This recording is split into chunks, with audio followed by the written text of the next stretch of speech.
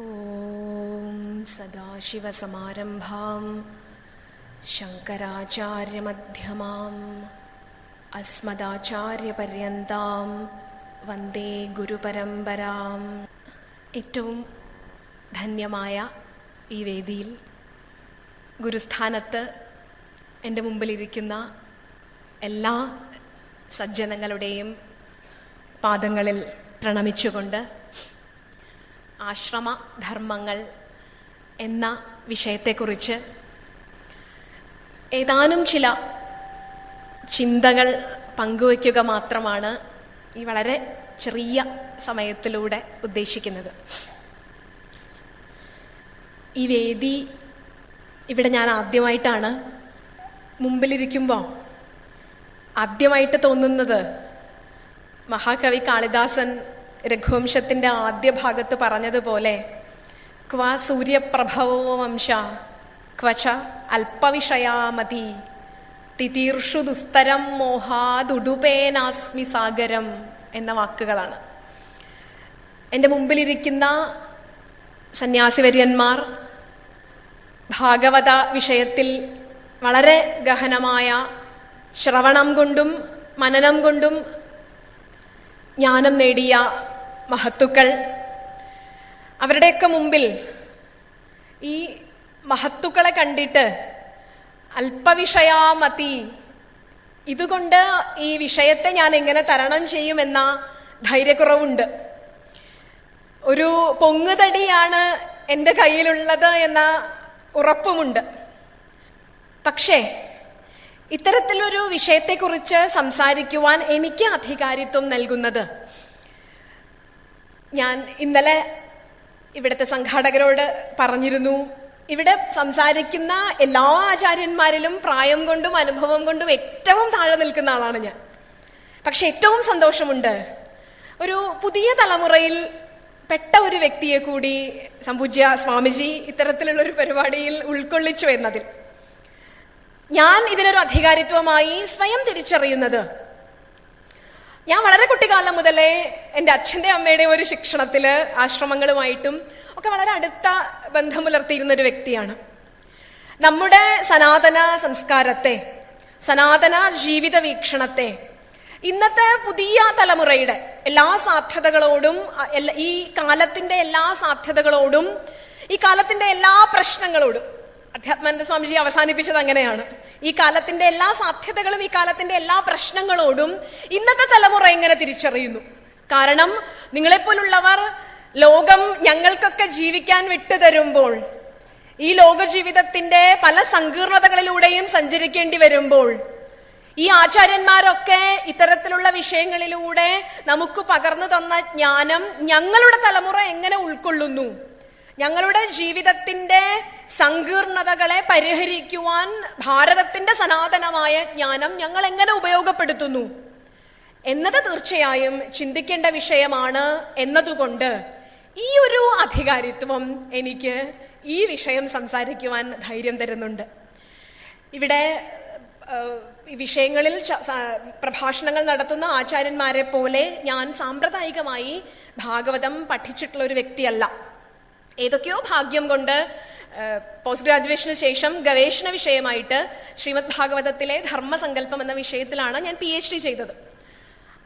അത്തരത്തിലുള്ള ഒരു വളരെ പരിമിതമായ അക്കാദമിക സംസ്കാരമേ എനിക്ക് ഈ വിഷയത്തിലുള്ളൂ. ഇതൊരു ആമുഖമായി പറയുന്നത് ഇതിൻ്റെ ഒരു പക്വതക്കുറവോ ഇതിൻ്റെ ഒരു പൂർണ്ണതയില്ലായ്മയോ വാക്കുകളിൽ ഉണ്ടായാൽ ദയവായി ക്ഷമിക്കുക എന്നൊരു മുൻകൂർ ജാമ്യമെടുക്കലാണ് ഇതിൻ്റെ ഉദ്ദേശം. എനിക്ക് സംസാരിക്കുവാൻ സ്വാമിജി നിയോഗിച്ചിട്ടുള്ള വിഷയം ആശ്രമധർമ്മങ്ങളാണ്. പ്രഹ്ലാദന്റെ നരസിംഹാവതാരത്തിന് ശേഷം വരുന്ന ആശ്രമധർമ്മങ്ങളുടെ ഒരു വലിയ ഭാഗമാണ് സംസാരിക്കുവാനുള്ളത്. എനിക്ക് തോന്നുന്നു ഞാൻ മുമ്പിലിരിക്കുന്ന പ്രത്യേകിച്ചും സന്യാസി ശ്രേഷ്ഠന്മാരോട് ഞാൻ ആശ്രമധർമ്മങ്ങളെ കുറിച്ച് പറയാനുള്ള ഒരു അധികാരിത്വം ഇല്ലായ്മയും ഉണ്ട്. എനിക്കിത് ധൈര്യമായി പറയാൻ സാധിക്കുന്നത് ബ്രഹ്മചര്യാശ്രമത്തെക്കുറിച്ചും കുറച്ചുകൂടി പോയാൽ ഗൃഹസ്ഥാശ്രമത്തെക്കുറിച്ചും മാത്രമാണ്. അതുകൊണ്ട് എൻ്റെ ഈ അധികാരിത്വത്തെ തിരിച്ചറിഞ്ഞുകൊണ്ട് ബ്രഹ്മചര്യ ഗൃഹസ്ഥാശ്രമങ്ങളെ കുറിച്ച് സംസാരിച്ചുകൊണ്ട് പരമഹംസ ധർമ്മവും അവധൂത ധർമ്മവും ഒക്കെ പ്രതിപാദിക്കുന്ന സന്യാസ ധർമ്മത്തെ കേവലം പ്രതിപാദിച്ചുകൊണ്ട് ഈ വിഷയം ചെറുതായി ഒന്ന് കടന്നുപോയിക്കൊണ്ട് ഈ വിഷയം അവസാനിപ്പിക്കാം എന്ന് തോന്നുന്നു. ഭാരതത്തിന്റെ സനാതനമായ ജീവിത വ്യവസ്ഥയിൽ പാശ്ചാത്യ തത്വചിന്തയിൽ നിന്നും വ്യത്യസ്തമായിട്ട് ഇതിന് ഒരു സുഘടിതമായ ജീവിത വ്യവസ്ഥ ഭാരതത്തിലുണ്ടായിരുന്നു.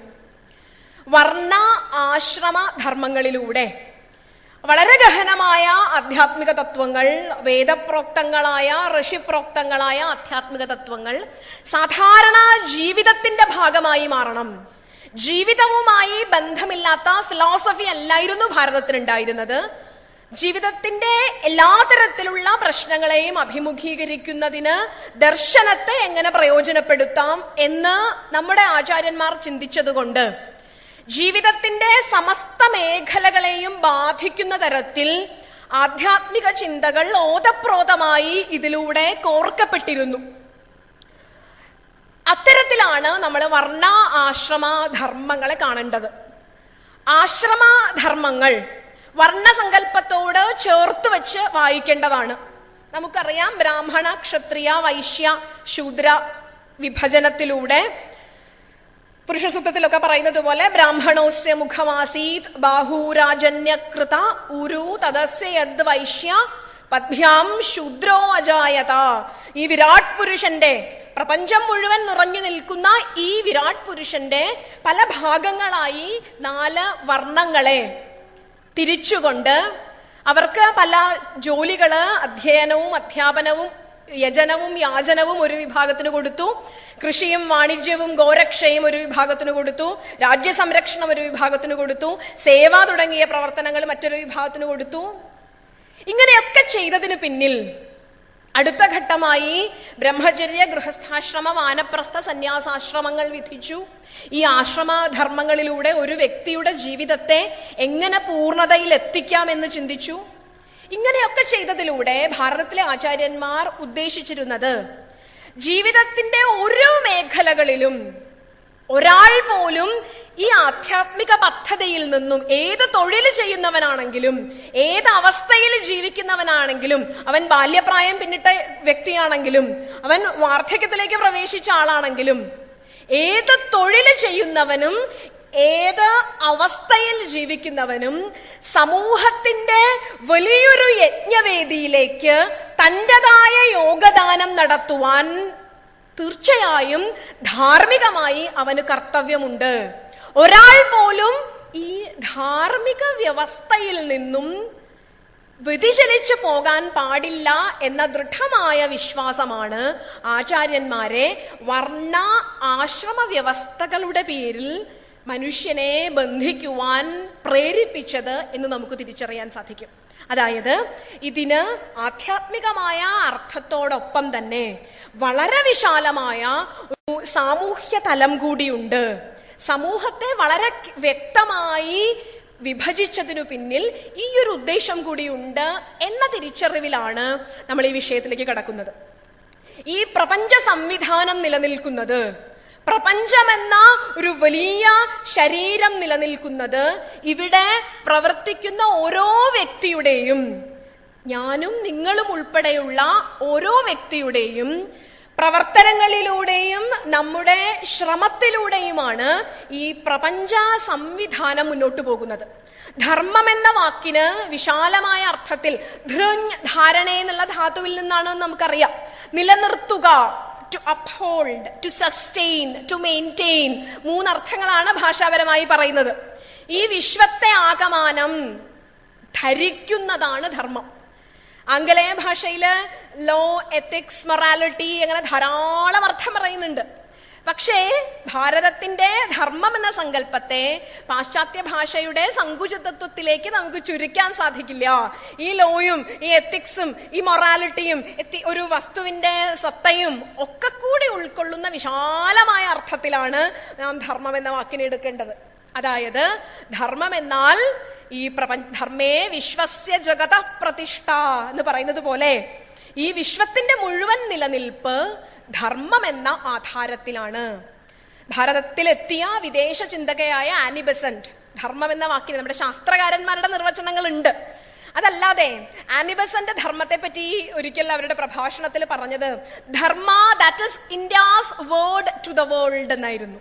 ധർമ്മം ഭാരതത്തിന് ലോകദാർശനിക ചിന്തയ്ക്ക്, ലോക ചിന്തയ്ക്ക് കൊടുക്കാൻ ഭാരതത്തിന്റെ വാക്ക്, ഭാരതത്തിന്റെ ആശയം എന്താണെന്ന് ചോദിച്ചാൽ നമ്മുടെ ഇതിഹാസ പുരാണാദികളിലൂടെ വേദത്തിലൂടെയൊക്കെ ആചാര്യന്മാർ തിരിച്ചറിഞ്ഞ ആശയത്തെ India's word to the world, ലോക ദാർശനിക ചിന്തയിലേക്ക് ഭാരതം നൽകിയ സംഭാവന ധർമ്മം എന്ന വാക്കിൽ പെടുത്താമെന്ന് അവരൊരിക്കൽ നിർവചിക്കുകയുണ്ടായി. അതായത് ധർമ്മത്തിലാണ് ഈ പ്രപഞ്ചത്തിന്റെ മുഴുവൻ നിലനിൽപ്പ്. ഓരോ വ്യക്തിയും അവന്റെ ധർമ്മം ആചരിക്കുന്നതിലൂടെ, അധ്യാപകന്റെ, വിദ്യാർത്ഥിയുടെ, വീട്ടമ്മയുടെ, ഗൃഹസ്ഥന്റെ, ഉദ്യോഗസ്ഥന്റെ, മന്ത്രിയുടെ, എല്ലാ തലങ്ങളിലുമുള്ളവർ അവനവന്റെ ധർമാചരണത്തിലൂടെ സമൂഹമെന്ന ഈ വലിയ യജ്ഞവേദിയിലേക്ക്, അവിടെ യജ്ഞമെന്ന സങ്കല്പത്തിന് വലിയ ആശയവ്യാപ്തിയുണ്ട്. യജ്ഞത്തിന് പറഞ്ഞിരിക്കുന്ന നിർവചനം വളരെ പ്രസക്തമായൊരു ആശയമുണ്ട്.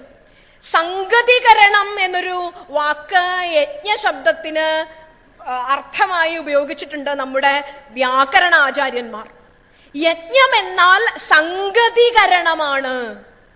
സംഗതികരണം എന്ന് പറഞ്ഞാൽ ഇന്നത്തെ കാലത്തോട് ചേർത്ത് വെക്കാവുന്ന ഇതിന്റെ ഏറ്റവും വലിയ സംഗതികരണം എന്ന വാക്കിന്റെ ആശയം പുതിയ ആശയങ്ങളെ കണ്ടുപിടിക്കുക, പുതിയ തത്വങ്ങളെ കണ്ടുപിടിക്കുക, പുതിയ തത്വങ്ങളെ ഉൽപ്പാദിപ്പിക്കുക എന്നതാണ് യജ്ഞശബ്ദത്തിന് ആചാര്യന്മാർ കൊടുത്തിരിക്കുന്ന നിർവചനം. അതായത് പുതിയ ആശയങ്ങളെ, ശാസ്ത്രജ്ഞന്മാരായാലും ഒക്കെ പുതിയ ആശയങ്ങളെ കണ്ടുപിടിക്കുക എന്ന മഹത്തായ തത്വമുണ്ട് ഭാരതത്തിന്റെ യജ്ഞസങ്കല്പത്തിന് സംഗതികരണം എന്ന അർത്ഥം കൊടുത്തതിന് പിന്നിൽ.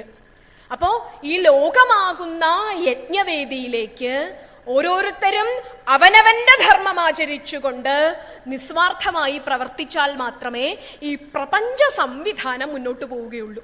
ഒരു മിഷന്റെ ഒരു സ്ക്രൂ കേടായാൽ, ഒരു ചെറിയ പാർട്ട് കേടായാൽ ആ സംവിധാനം പൂർണ്ണമായും തകരാറിലാവുന്നത് പോലെ ഈ സംവിധാനത്തെ ഭംഗിയായി മുന്നോട്ട് കൊണ്ടുപോകണമെങ്കിൽ അത് ഇന്നത്തെ കാലത്തേക്ക് മാത്രമല്ല, ഏതു കാലത്തേക്കും പ്രസക്തമായ സനാതനമായ ധർമ്മത്തിന് ഈ രണ്ടാശയങ്ങളുണ്ട്, സനാതനവും കാലികവും. സനാതനമായ ധർമ്മം നിലനിൽക്കുമ്പോൾ തന്നെ കാലത്തിന്റെ ആവശ്യങ്ങൾക്കനുസരിച്ച് അതിൽ വേണ്ട വിധത്തിലുള്ള മാറ്റങ്ങൾ വരുത്തുവാനും ആചാര്യന്മാർ അനുവദിച്ചിരുന്നു. അപ്പോ സനാതനമായ ഈ ധർമ്മത്തിന്റെ ഉദ്ദേശം എല്ലാ കാലത്തും ഈ പ്രപഞ്ചം ധാർമ്മികമായി മുന്നോട്ട് കൊണ്ടുപോകണമെങ്കിൽ ഭഗവാൻ തന്നെ ഇവിടെ ഭക്തി കുറഞ്ഞാൽ ഞാൻ അവതരിക്കുമെന്നോ ജ്ഞാനികളില്ലാതായാൽ ഞാൻ അവതരിക്കുമോ എന്നല്ല ഗീതയിൽ നൽകിയിരിക്കുന്ന വാഗ്ദാനം.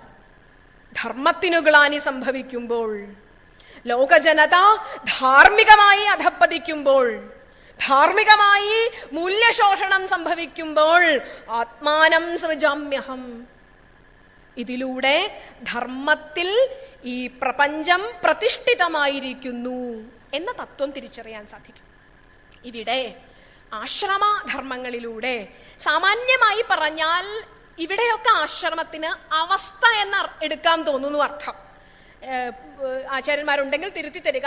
ആശ്രമത്തിന് അവസ്ഥ എന്ന അർത്ഥമെടുത്താൽ ബ്രഹ്മചര്യാശ്രമത്തിലൂടെ, ഗൃഹസ്ഥാശ്രമത്തിലൂടെ, വാനപ്രസ്ഥത്തിലൂടെ, സന്യാസത്തിലൂടെയൊക്കെ ഒരു വ്യക്തി ചെയ്യേണ്ടത് എന്തെന്ന് കൃത്യമായി ഋഷി നിർവചിച്ചു വച്ചിരിക്കുന്നു.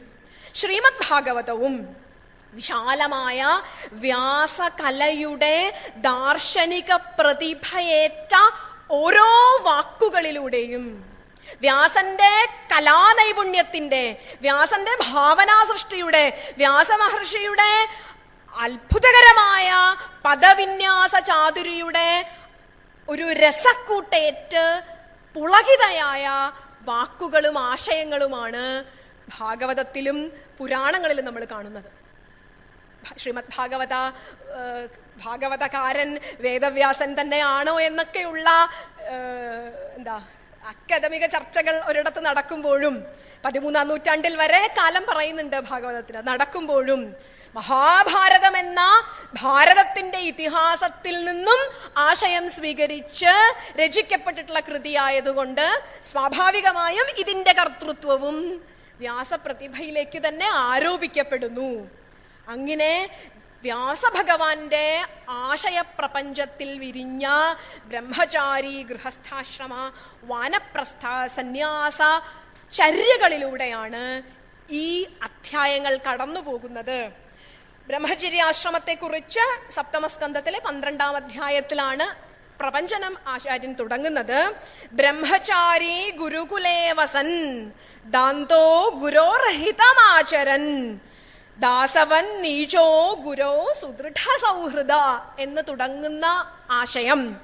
ബ്രഹ്മചാരി ഗുരുകുലത്തിൽ വസിച്ച് ദാന്തഹ ഇന്ദ്രിയ നിഗ്രഹം ചെയ്ത് ഗുരുവിന്റെ ഹിതമറിഞ്ഞുകൊണ്ട് ജീവിതം ആരംഭിക്കണം, തൻ്റെ പഠനം ആരംഭിക്കണം എന്ന് പറഞ്ഞുകൊണ്ടാണ് ആചാര്യന്മാർ ആരംഭിക്കുന്നത്.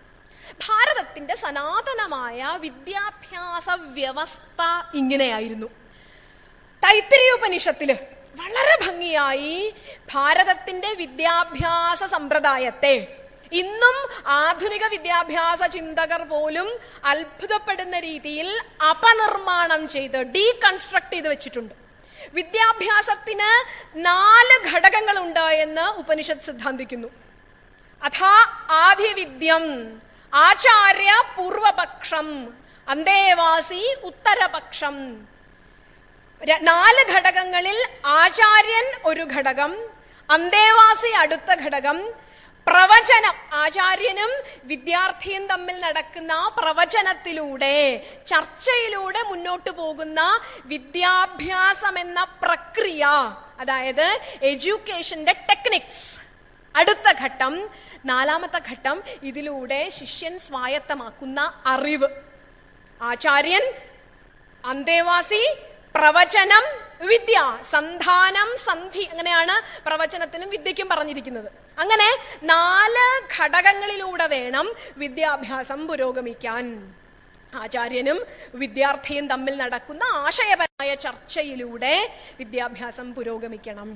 നമുക്കറിയാം, ഭാരതത്തിന്റെ സനാതനമായ സമ്പ്രദായം അനുസരിച്ച് വിദ്യാഭ്യാസത്തിന് കൊണ്ടുപോയി ആക്കുന്ന വിദ്യാർത്ഥിയെ ഉപനയനം, ഉപ എന്ന പ്രിഫിക്സോട് കൂടിയ, പുരപ്രത്യയത്തോടുകൂടിയ നയിക്കുക, സമീപത്തേക്ക് നയിക്കുക, ഗുരു സമീപത്തേക്ക് നയിക്കുക, ആചാര്യന്റെ സമീപത്തേക്ക് നയിക്കുക, ശാസ്ത്രത്തിന്റെ സമീപത്തേക്ക് നയിക്കുക, വിദ്യയുടെ സമീപത്തേക്ക് നയിക്കുക.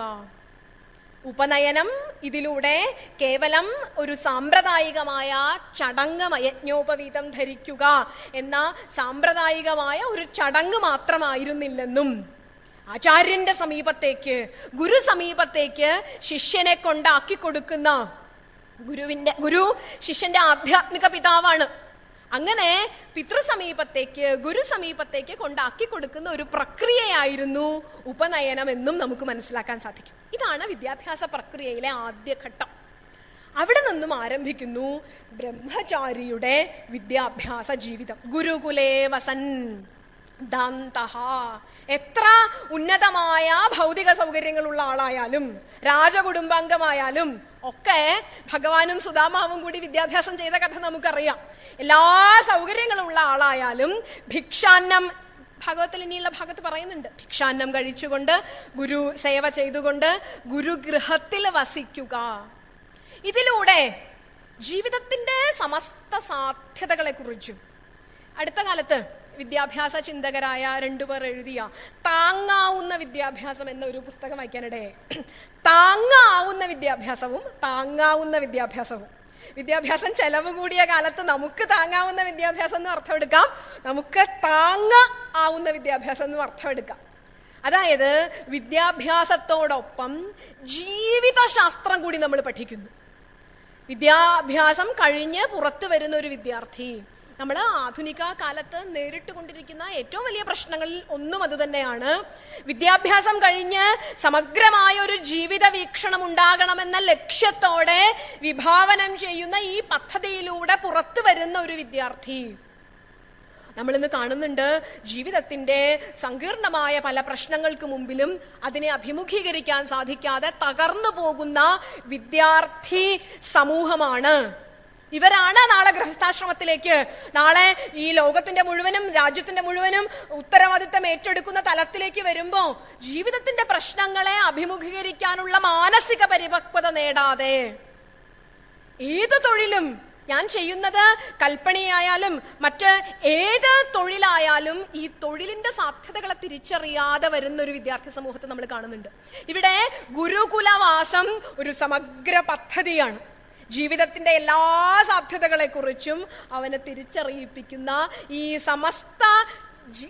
ഈ സമഗ്ര ജീവിത വീക്ഷണത്തിലേക്കാണ് ശിഷ്യനെ ഉപനയിക്കുന്നത് ആചാര്യൻ.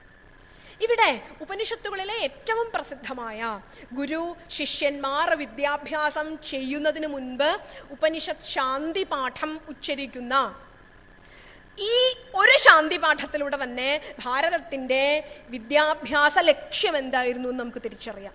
ഓം സഹനാവവതു സഹനൗ ഭുനക്തു സഹ വീര്യം കരവാവഹൈ തേജസ്വിനാവധീതമസ്തു മാ വിദ്വിഷാവഹൈ.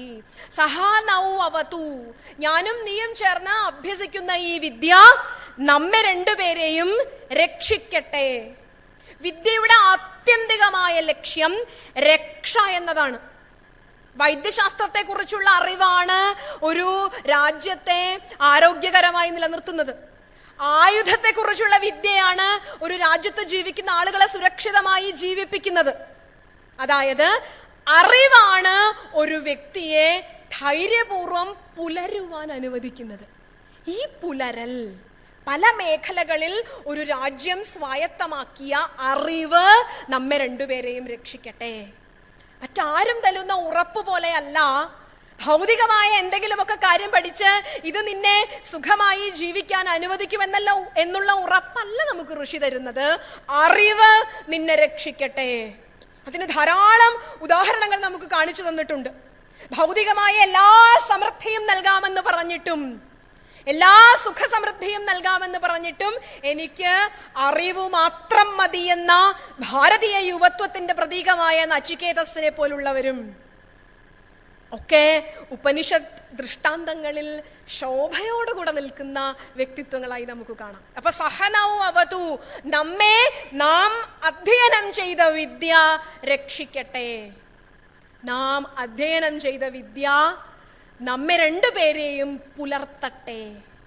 വിദ്യാഭ്യാസത്തിലൂടെ ഉണ്ടാകുന്ന ആശയങ്ങൾ, അതിലൂടെ പ്രയോഗത്തിൽ കൊണ്ടുവരുന്ന സയൻസും ടെക്നോളജിയും അതിന്റെ പ്രയോഗവും സമൂഹത്തിൽ എല്ലാ വിഭാഗത്തിലുള്ളവർക്കും കൃത്യമായി പങ്കിട്ടു കൊടുക്കണം.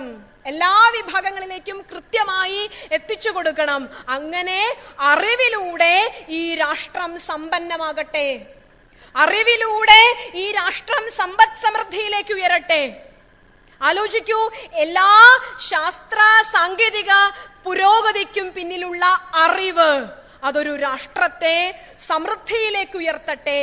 ശിഷ്യനും ഗുരുവും ചേർന്ന് വിദ്യാഭ്യാസം ചെയ്യുന്നതിന് മുൻപ് ഞാനീ നിർവഹിക്കാൻ പോകുന്ന മഹത്തായ അറിവ്, ഇവനിലേക്ക് വ്യാപനം ചെയ്യാൻ പോകുന്ന അറിവ് ഈ രാഷ്ട്രത്തെ മുഴുവനും സമ്പദ് സമൃദ്ധിയിലേക്ക് ധാർമ്മികമായി നയിക്കട്ടെ എന്ന ഉദാത്തമായ ആശയം ശിഷ്യന്റെ മനസ്സിൽ നിക്ഷേപിച്ചിട്ടാണ് വിദ്യാഭ്യാസം ആരംഭിക്കുന്നത്.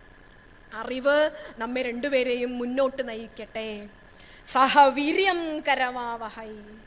വിദ്യാഭ്യാസത്തിലൂടെ പുറത്തു വരുന്ന ഒരു വിദ്യാർത്ഥിക്കുണ്ടാകേണ്ട ഏറ്റവും വലിയ ക്വാളിറ്റി എന്ന് പറയുന്നത് വീര്യവാന്മാരായിരിക്കണം എന്നുള്ളത് തന്നെയാണ്. ഞാൻ നേരത്തെ സൂചിപ്പിച്ച ജീവിതത്തിലെ പ്രശ്നങ്ങളെ അഭിമുഖീകരിക്കുവാനുള്ള ധാർമ്മികമായ ധൈര്യം നേടിയ ഒരു സമൂഹം ഉണ്ടാവട്ടെ വിദ്യാഭ്യാസത്തിലൂടെ. നമ്മൾ ഓരോ വർഷവും ഏറ്റവും കൂടുതൽ ചെലവഴിച്ച് നമ്മുടെ സർവകലാശാലകളിൽ വിദ്യാർത്ഥികളെ പഠിപ്പിച്ചു പുറത്തുവിടുമ്പോൾ ഞാൻ ഉൾപ്പെടെയുള്ള വിദ്യാർത്ഥി അധ്യാപക സമൂഹം വലിയ ശമ്പളം പറ്റി ഞങ്ങളുടെ സർവകലാശാലകളിൽ നിന്നും വിദ്യാർത്ഥികളെ പുറത്തുവിടുമ്പോൾ ധാർമ്മികമായി അവനെ ജീവിക്കുവാൻ പ്രാപ്തനാക്കുക, ഈ നാടിന്റെ സാധ്യതകളെ കുറിച്ച് ബോധ്യപ്പെടുത്തി കൊടുക്കുക എന്ന ഉത്തരവാദിത്വം കൂടി ഓരോ അധ്യാപകനും ഇത് അഭ്യസിക്കുന്ന വിദ്യാർത്ഥിക്കും ഉണ്ട് എന്ന മഹത്തായ ഒരു തിരിച്ചറിവാണ് ഉപനിഷത്ത് നമുക്ക് തരുന്നത്. വിദ്യാഭ്യാസത്തിന്റെ ആത്യന്തികമായ ലക്ഷ്യങ്ങളിലൊന്ന് വീര്യവാന്മാരെ സൃഷ്ടിക്കുക എന്നുള്ളതാണ്, ചുണക്കുട്ടികളെ സൃഷ്ടിക്കുക എന്നുള്ളതാണ്. വിവേകാനന്ദ സ്വാമിജി ഭാരതത്തിലെ യുവ തലമുറയോട് സർവകലാശാലകളിൽ നടത്തിയ പ്രഭാഷണങ്ങളിൽ പറയുമായിരുന്നു, എല്ലാ സൗകര്യങ്ങളോടും കൂടി വൻ സജ്ജീകരണങ്ങളോടുകൂടി സർവകലാശാലകളിലിരുന്ന് വിദ്യാഭ്യാസം ചെയ്യുന്ന ഓരോ വിദ്യാർത്ഥിയും തിരിച്ചറിയുക, ഇവിടുത്തെ പാവപ്പെട്ടവന്റെ, കഷ്ടപ്പെടുന്നവന്റെ, ബുദ്ധിമുട്ടുന്നവന്റെ അവനും കൊടുക്കുന്ന നികുതിയിൽ നിന്നും പണമെടുത്ത് സർക്കാർ വിദ്യാഭ്യാസം ചെയ്യിക്കുന്ന നിങ്ങൾ ഇവിടുത്തെ സാധുക്കളുടെ വേദന തിരിച്ചറിഞ്ഞില്ലെങ്കിൽ ചവിട്ടുതടുക്കിയുടെ മറുപുറം പോലെ ഇവിടുത്തെ സാധുക്കളുടെയും ദുഃഖിതരുടെയും ബുദ്ധിമുട്ടുന്നവരുടെയും വേദന തിരിച്ചറിഞ്ഞില്ലെങ്കിൽ നിന്നെ ഞാൻ രാജ്യദ്രോഹി എന്ന് വിളിക്കും എന്ന സ്വാമിജിയുടെ വാക്കുകളിലൂടെ വിദ്യാഭ്യാസത്തിന്റെ ആത്യന്തികമായ ലക്ഷ്യം വീര്യവാന്മാരായ കുഞ്ഞുങ്ങളെ സൃഷ്ടിക്കുക എന്നതാണ്. നമ്മുടെ രാഷ്ട്രം ഇന്ന് അഭിമുഖീകരിക്കുന്ന ഭീഷണമായ പല വെല്ലുവിളികളും ഈ ബ്രഹ്മചാരി കാലത്തെ രൂപപ്പെടലിലൂടെ മാറ്റിയെടുക്കാവുന്നതേ ഉള്ളൂ. ഒരുവനെ ജീവിതത്തിലേക്ക് കടത്തിവിടുകയാണ് നമ്മൾ, ജീവിക്കാൻ പ്രേരിപ്പിക്കുകയാണ് നമ്മൾ. ഈ അവസ്ഥയിൽ അവനെ ഭംഗിയായി രൂപപ്പെടുത്താൻ സാധിച്ചാൽ, ഓരോ ദിവസവും നമ്മളെപ്പോലുള്ളവർ ധാരാളം ചെറുപ്പക്കാരെ കണ്ടുകൊണ്ടിരിക്കുന്നുണ്ട്. എനിക്ക് വളരെ അത്ഭുതം തോന്നാറുണ്ട്. ഒരു 10-15 വർഷം മുൻപുള്ള, ഒരുപക്ഷെ ഇവിടേക്ക് ഇരിക്കുന്ന പ്രായമായവരുടെ മക്കൾ ജീവിച്ച കാലത്തല്ല ഞങ്ങളെപ്പോലുള്ളവർ ജീവിക്കുന്നത്. കാലം വല്ലാതെ മാറിയിരിക്കുന്നു. സാധ്യതകൾ കൂടുന്നതിനനുസരിച്ച് സങ്കീർണതകളും വളർന്നുകൊണ്ടിരിക്കുന്നു. ഈ സമയത്ത് വീര്യവാന്മാരെ, മനസ്സിന് ആത്മവീര്യമുള്ളവരെ സൃഷ്ടിക്കുന്ന വിദ്യാഭ്യാസം എന്ന ഉദാത്തമായ ആശയമാണ്, എല്ലാ കാലത്തും പ്രസക്തമായ ആശയമാണ് നമുക്ക് ഋഷി തരുന്നത്. ഇനി ഇതിലൂടെ ആത്യന്തികമായി നാം എത്തിച്ചേരേണ്ടത് മാ വിദ്വിഷാവഹൈ, വിദ്യാഭ്യാസത്തിലൂടെ വിദ്വേഷങ്ങൾക്കതീതമായ ശാന്തിയുടെയും സൗമ്യതയുടെയും ധാർമ്മികമായ തിരിച്ചറിവിന്റെയും ഒരു സമൂഹത്തെ സൃഷ്ടിക്കണം എന്നതാണ് വിദ്യാഭ്യാസത്തിലൂടെ ആത്യന്തികമായി ലക്ഷ്യമാക്കുന്നത്. അപ്പോൾ ഭാരതത്തിന്റെ വിദ്യാഭ്യാസ ദർശനം എന്താണ് എന്ന് ഈ ഒരൊറ്റ ശാന്തി പാഠത്തിലൂടെ ആചാര്യന്മാർ നമുക്ക് പറഞ്ഞു തന്നു. വീരന്മാരെ സൃഷ്ടിക്കുന്ന വിദ്യാഭ്യാസം, ഒരു രാഷ്ട്രത്തെ പുലർത്തുന്ന വിദ്യാഭ്യാസം, ഒരു രാഷ്ട്രത്തെ അറിവിൽ ആനന്ദിക്കുവാൻ പ്രാപ്തനാക്കുന്ന വിദ്യാഭ്യാസം, ഒരു രാഷ്ട്രത്തെ ധാർമ്മികമായി സമ്പദ് സമൃദ്ധിയിലേക്ക് നയിക്കുന്ന വിദ്യാഭ്യാസം, ഒരു രാഷ്ട്രത്തെ സ്വത്വബോധം തിരിച്ചറിഞ്ഞുകൊണ്ട് ജീവിക്കുവാൻ പ്രേരിപ്പിക്കുന്ന വിദ്യാഭ്യാസം, ഏറ്റവും ആത്യന്തികമായി വിദ്വേഷങ്ങൾക്കതീതമായി സമാന ചിന്തയോടുകൂടി ജീവിക്കുവാൻ പ്രേരിപ്പിക്കുന്ന വിദ്യാഭ്യാസം. ഇതാണ് ഭാരതത്തിന്റെ വിദ്യാഭ്യാസ ദർശനം. ഇതാണ് ബ്രഹ്മചാരി ഗുരുകുലവാസത്തിലൂടെ ആർജിക്കേണ്ട വിദ്യാഭ്യാസം. ഭാഗവതത്തിൽ ഇനി പറയുന്ന ബ്രഹ്മചാരിയുടെ ലളിത ജീവിതം, സൗന്ദര്യത്തിൽ ശ്രദ്ധ വയ്ക്കാതെ ജീവിക്കണം. നമുക്ക് എല്ലാവർക്കും അറിയാമത്. ബ്രഹ്മചാരിയുടെ ലക്ഷണങ്ങളെ കുറിച്ച് പറയുന്ന, സൗന്ദര്യത്തിൽ ശ്രദ്ധ വയ്ക്കാതെ ലളിതമായി ജീവിക്കണം. ഭംഗിയായിട്ട് നിർവചനം പറയുന്നുണ്ട്. സുശീല, മിതഭുക്, ദക്ഷ, ശ്രദ്ധദാന, ജിതേന്ദ്രിയ, സ്ത്രീഷു സ്ത്രീനിർജിതേഷു യാവദർത്ഥം വ്യവഹരേത്.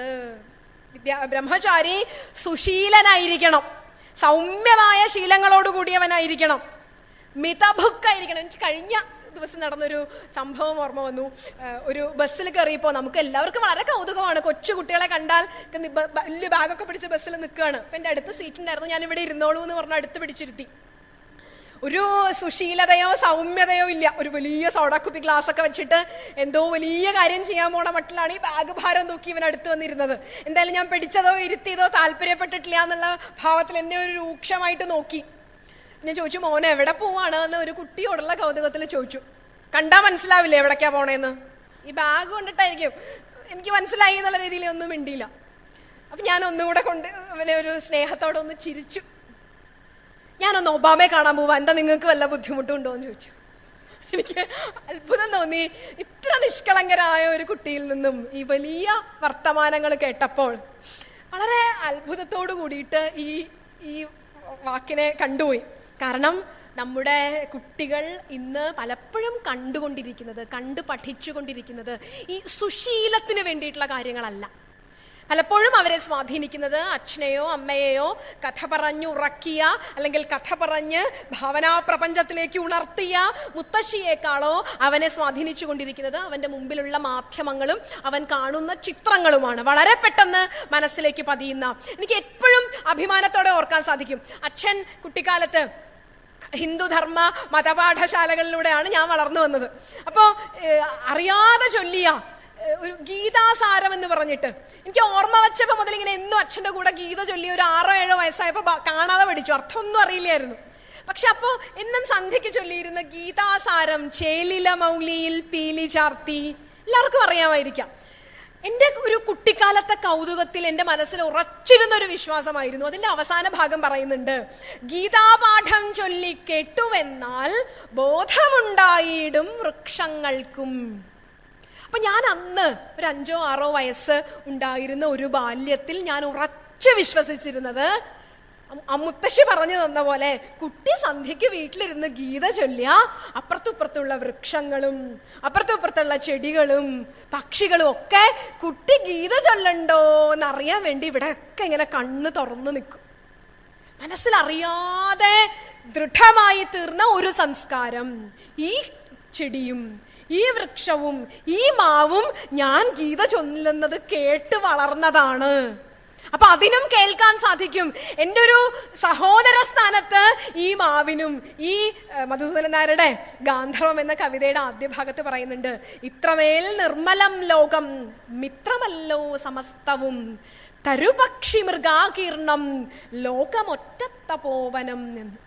ഈ തരുപക്ഷി മൃഗാകീർണങ്ങളായ ലോകമൊറ്റത്തപോവനം എന്ന ചിന്ത എൻ്റെ മനസ്സിൽ ദൃഢമാക്കിയത് ഗീതാപാഠം ചൊല്ലി കേട്ടുവെന്നാൽ ബോധമുണ്ടായിടും വൃക്ഷങ്ങൾക്കും. പക്ഷേ പലപ്പോഴും മുത്തശ്ശി കഥ പറഞ്ഞ് ഉണർത്തേണ്ട ബാല്യത്തെ ഇന്ന് കമ്പ്യൂട്ടർ ഗെയിമുകളും, സ്വാമിജി വളരെ ഭംഗിയായത് സൂചിപ്പിച്ചു. ബ്രഹ്മചര്യ ആശ്രമത്തെക്കുറിച്ച് ചർച്ച ചെയ്യുമ്പോൾ ഇവിടെ മുതലേ നമ്മൾ തുടങ്ങേണ്ടിയിരിക്കുന്നു. കമ്പ്യൂട്ടർ ഗെയിമുകളും കമ്പ്യൂട്ടർ ക്ലിക്ക് ചെയ്താൽ എപ്പോഴും സൂചിപ്പിക്കാറുള്ള ഒരു ആശയമുണ്ട്. നമ്മൾ കോളേജ് അധ്യാപകർക്ക് വേണ്ടിയുള്ള ഒരു ശില്പശാല തിരുവനന്തപുരത്ത് നടക്കുമ്പോൾ വിദ്യാഭ്യാസ ചിന്തകനായ ഡോക്ടർ അച്യുത് ശങ്കർ പറഞ്ഞ വളരെ സ്ട്രൈക്ക് ചെയ്തൊരു ഉദാഹരണമുണ്ട് എനിക്ക്. ഞാൻ എപ്പോഴും പ്രത്യേകിച്ച് അമ്മമാരുടെ വേദിയിൽ മനസ്സ് നിറഞ്ഞ് സൂചിപ്പിക്കാറുള്ള ഒരു ആശയമാണ്. കേരളത്തിലെ അദ്ദേഹം സീഡിറ്റിന്റെ ചുമതല ഉണ്ടായിരുന്നപ്പോൾ വീഡിയോ ഗെയിമുകൾ ഡിസൈൻ ചെയ്യുന്നതിനുള്ള ഒരു ഉത്തരവാദിത്തം അദ്ദേഹത്തിന്റെ ഒരു ഗ്രൂപ്പ് ഏറ്റെടുത്തുവെന്ന്. അപ്പോൾ അതുവരെയുള്ള വീഡിയോ ഗെയിമുകളെ കുറിച്ചുള്ള ചിന്തയിൽ അദ്ദേഹം നോക്കുമ്പോൾ കാണുന്നത്, വീഡിയോ ഗെയിമുകളുടെ സാമാന്യ ഒരു സ്വഭാവം എന്ന് പറഞ്ഞാൽ വെട്ടിനിരത്തലാണ് വീഡിയോ ഗെയിമുകളുടെ പ്രത്യേകത. ഒരു വലിയ കാർഡ് നമ്മുടെ മുമ്പിൽ ഉണ്ടാവും, നമ്മുടെ കയ്യിലിരിക്കുന്ന മൗസ് സ്വാഭാവികമായും ഒരു കത്തിയോ കഠാരയോ ആയി മാറുന്നു. ഓരോ ക്ലിക്കിലും ഓരോ മരം വീഴുന്നു. ഒരു കൺസ്ട്രക്റ്റീവായ പ്രവർത്തനങ്ങൾ പലപ്പോഴും കുറവാണ്. വെട്ടിനിരത്തുക എന്ന പ്രക്രിയയാണ്. എൻ്റെ വീടിന്റെ അടുത്തുള്ള ഒരു കുട്ടിയുണ്ട്, അവന്റെ ഏറ്റവും വലിയ ഹോബി വീട്ടിൽ വന്നിരുന്നിട്ട് കമ്പ്യൂട്ടറിൽ റോഡ് റാഷ് ഗെയിം കളിക്കുക. ഇവിടെ ഇരിക്കുന്ന എല്ലാ മുത്തശ്ശിമാർക്കും മുത്തശ്ശന്മാർക്കും ഓർമ്മ വരും, കുട്ടികൾ എത്രയും സന്തോഷത്തോടെ കളിക്കുന്നതാണ്. റോഡ് റാഷ് ഗെയിമിന്റെ സ്വഭാവം ഒരു വണ്ടിയായി ഞാൻ സങ്കല്പിച്ചുകൊണ്ട് വളരെ വേഗത്തിൽ ഞാൻ ഓടിച്ചു പോകുന്നു. എന്റെ ചുറ്റുപാടും വരുന്ന വണ്ടികളെ ഞാൻ ചവിട്ടി 4 ഭാഗത്തേക്കും ഇടുന്നു. ചവിട്ടിയിട്ട് ഞാൻ മുന്നിൽ, എല്ലാത്തിനെയും ചവിട്ടി ഇടിച്ചിട്ട് ഞാൻ മുന്നിൽ ഏറ്റവും കൂടുതൽ സ്കോർ നേടുന്നു. ഒന്ന് ആലോചിച്ച് നോക്കൂ, 5, 6, 7 വയസ്സുള്ള ഇടിച്ചിട്ട് മുന്നിൽ കയറി രക്ഷപ്പെടണമെന്ന ചിന്തയിൽ വണ്ടി ഓടിച്ച് കമ്പ്യൂട്ടറിന്റെ ഒരു ഇമാജിനേറ്റീവ് വേൾഡിൽ ജീവിച്ച ഒരു കുട്ടി, അവന് 10, 18 വയസ്സാകുമ്പോൾ അവന്റെ കയ്യിലേക്ക് നമ്മളൊരു യഥാർത്ഥ ബൈക്കിന്റെ സ്റ്റിയറിങ്ങോ ബൈക്കിന്റെയോ കാറിന്റെയോ നിയന്ത്രണം വച്ചു കൊടുക്കുമ്പോൾ അവന്റെ മനസ്സിൽ ഈ റോഡ് റാഷ് ഗെയിമിൽ ഫസ്റ്റ് എത്തണം, ഇടിച്ചിടണം, ചവിട്ടിയിടണം എന്ന സംസ്കാരമാവും സുശീലഹ ദാന്തഹ എന്ന വിദ്യാർത്ഥി ബ്രഹ്മചാരി ധർമ്മത്തെക്കാൾ ദൃഢമായിരിക്കുന്നത്.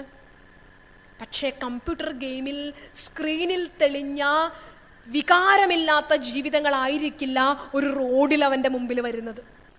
ഒരുപക്ഷെ ഒരു കാല് വയ്യാതെ റോഡ് ക്രോസ് ചെയ്യാൻ വേണ്ടി വരുന്ന ഒരു മുത്തശ്ശിയോ, നടക്കാൻ കഴിയാത്ത ഒരു ഓടി വരുന്ന അമ്മയുടെ കൈവിട്ട് ചിരിച്ചുകൊണ്ട് റോഡിലേക്ക് ഓടി വരുന്ന ഒരു പിഞ്ചു പൈതലോ അവന്റെ മുമ്പിൽ വരുമ്പോൾ അവനെ നാം ശീലിപ്പിച്ച സംസ്കാരം സ്വാഭാവികമായും ചവിട്ടിത്തകർക്കുക, ലക്ഷ്യത്തിലെത്തുക എത്രയും വേഗം. അപ്പോൾ ലക്ഷ്യത്തിലെത്തിയപ്പോൾ നാം അവന് കൊടുത്തത് സ്കോറാണ്, പോയിന്റാണ്. 100 പോയിന്റ് നീ സക്സസ് എന്ന് നമ്മൾ കമ്പ്യൂട്ടർ എഴുതി കാണിച്ചു. ആലോചിച്ച് നോക്കൂ, നമ്മുടെ കുഞ്ഞുങ്ങളെ സുശീലത്വത്തിൽ നിന്നും ഈ മാധ്യമ ഒരു യാഥാർത്ഥ്യവുമായി ബന്ധമില്ലാത്ത ലോകത്തിലേക്ക് കടത്തിവിട്ടാൽ ഓരോ ദിവസവും പത്രങ്ങളിൽ കാണുന്ന ചെറുപ്പക്കാർ ജീവിതത്തിന്റെ ഒരു വിശാലതയിലേക്ക് കണ്ണ് എത്തുന്നതിന് മുൻപേ പൊലിഞ്ഞുപോയ ചെറുപ്പക്കാരുടെ ബൈക്ക് കാർ ആക്സിഡന്റുകളുടെ ചരിത്രങ്ങൾക്കു പിന്നിൽ ഇതുപോലെ ഒരു വളർത്തലിന്റെ രൂപപ്പെടുത്തലിന്റെ പ്രശ്നം കൂടി ഉണ്ടായേക്കാം ഇന്ന് എന്ന് മുതിർന്ന തലമുറയിലുള്ളവർ വളരെ ശക്തമായി ചിന്തിച്ചില്ലെങ്കിൽ അത് എത്രത്തോളം ഭീഷണമായ വെല്ലുവിളികളായിരിക്കും സൃഷ്ടിക്കുക എന്ന്. ഒരു സ്ക്രീനിൽ ഒരു രൂപത്തെ കണ്ടിട്ട് ആ രൂപത്തെ നമുക്ക് പരമാവധി ഇടിക്കാം, ചവിട്ടാം. അവന്റെ 2 കൈയും വെട്ടിയാൽ 10 പോയിന്റ്, 2 കാലും വെട്ടിയാൽ 20 പോയിന്റ്, തല വെട്ടിയാൽ കമ്പ്യൂട്ടർ അഭിനന്ദിക്കും, 100 പോയിന്റ് കൊടുക്കും. അതായത് വെട്ടി കൈയും കാലും തലയും കമ്പ്യൂട്ടർ സ്ക്രീനിൽ വെട്ടി അറപ്പു തീർന്ന ഒരു തലമുറയാണ് നമ്മുടെ മുമ്പിലേക്ക് വരുന്നത്. അവന്റെ കയ്യിൽ ഒരു കത്തിയോ ഒരു തോക്കോ വച്ചു കൊടുത്തിട്ട് അവന്റെ തിളയ്ക്കുന്ന പ്രായത്തിൽ എന്തും ചെയ്യാൻ പറഞ്ഞാൽ കമ്പ്യൂട്ടർ അവനെ അറപ്പു തീർത്തു വിട്ടിട്ടുണ്ട്. ആചാര്യന്മാർ പറയുന്നു, ബ്രഹ്മചാരി ശോഭന സ്വഭാവമുള്ളവൻ മിതഭുക് ദക്ഷഃ. നമ്മൾ നേരത്തെ പറഞ്ഞ വീര്യവാൻ എന്ന ആശയത്തിൽ തന്നെയാണ് ഇവിടെ ഉപയോഗിച്ചിട്ടുള്ളത്. ദക്ഷഃ ഉത്സാഹയുക്തഃ, ശ്രദ്ധയുള്ളവനായിരിക്കണം, ജിതേന്ദ്രിയനായിരിക്കണം, ശരീര സംസ്കാരങ്ങളിലൊന്നും അമിതമായ ശ്രദ്ധ പുലർത്താത്തവനായിരിക്കണം, സ്ത്രീകളിലും അത്തരത്തിലുള്ള വിഷയങ്ങളിലും അമിതമായി താല്പര്യം കാണിക്കാതിരിക്കണം. ഇവിടെയൊക്കെ ഒരൊറ്റ ആശയമേ ഋഷി സൂചിപ്പിക്കുന്നുള്ളൂ. ഞാൻ ഓരോ ശ്ലോകങ്ങളിലൂടെയും കടന്നു പോകുന്നില്ല, നമ്മളൊക്കെ വളരെ ഭംഗിയായി ഈ ഭാഗങ്ങൾ പാരായണം ചെയ്യുന്നവരാണ്. ഒറ്റ ആശയം മാത്രമേ ഋഷി സൂചിപ്പിക്കുന്നുള്ളൂ.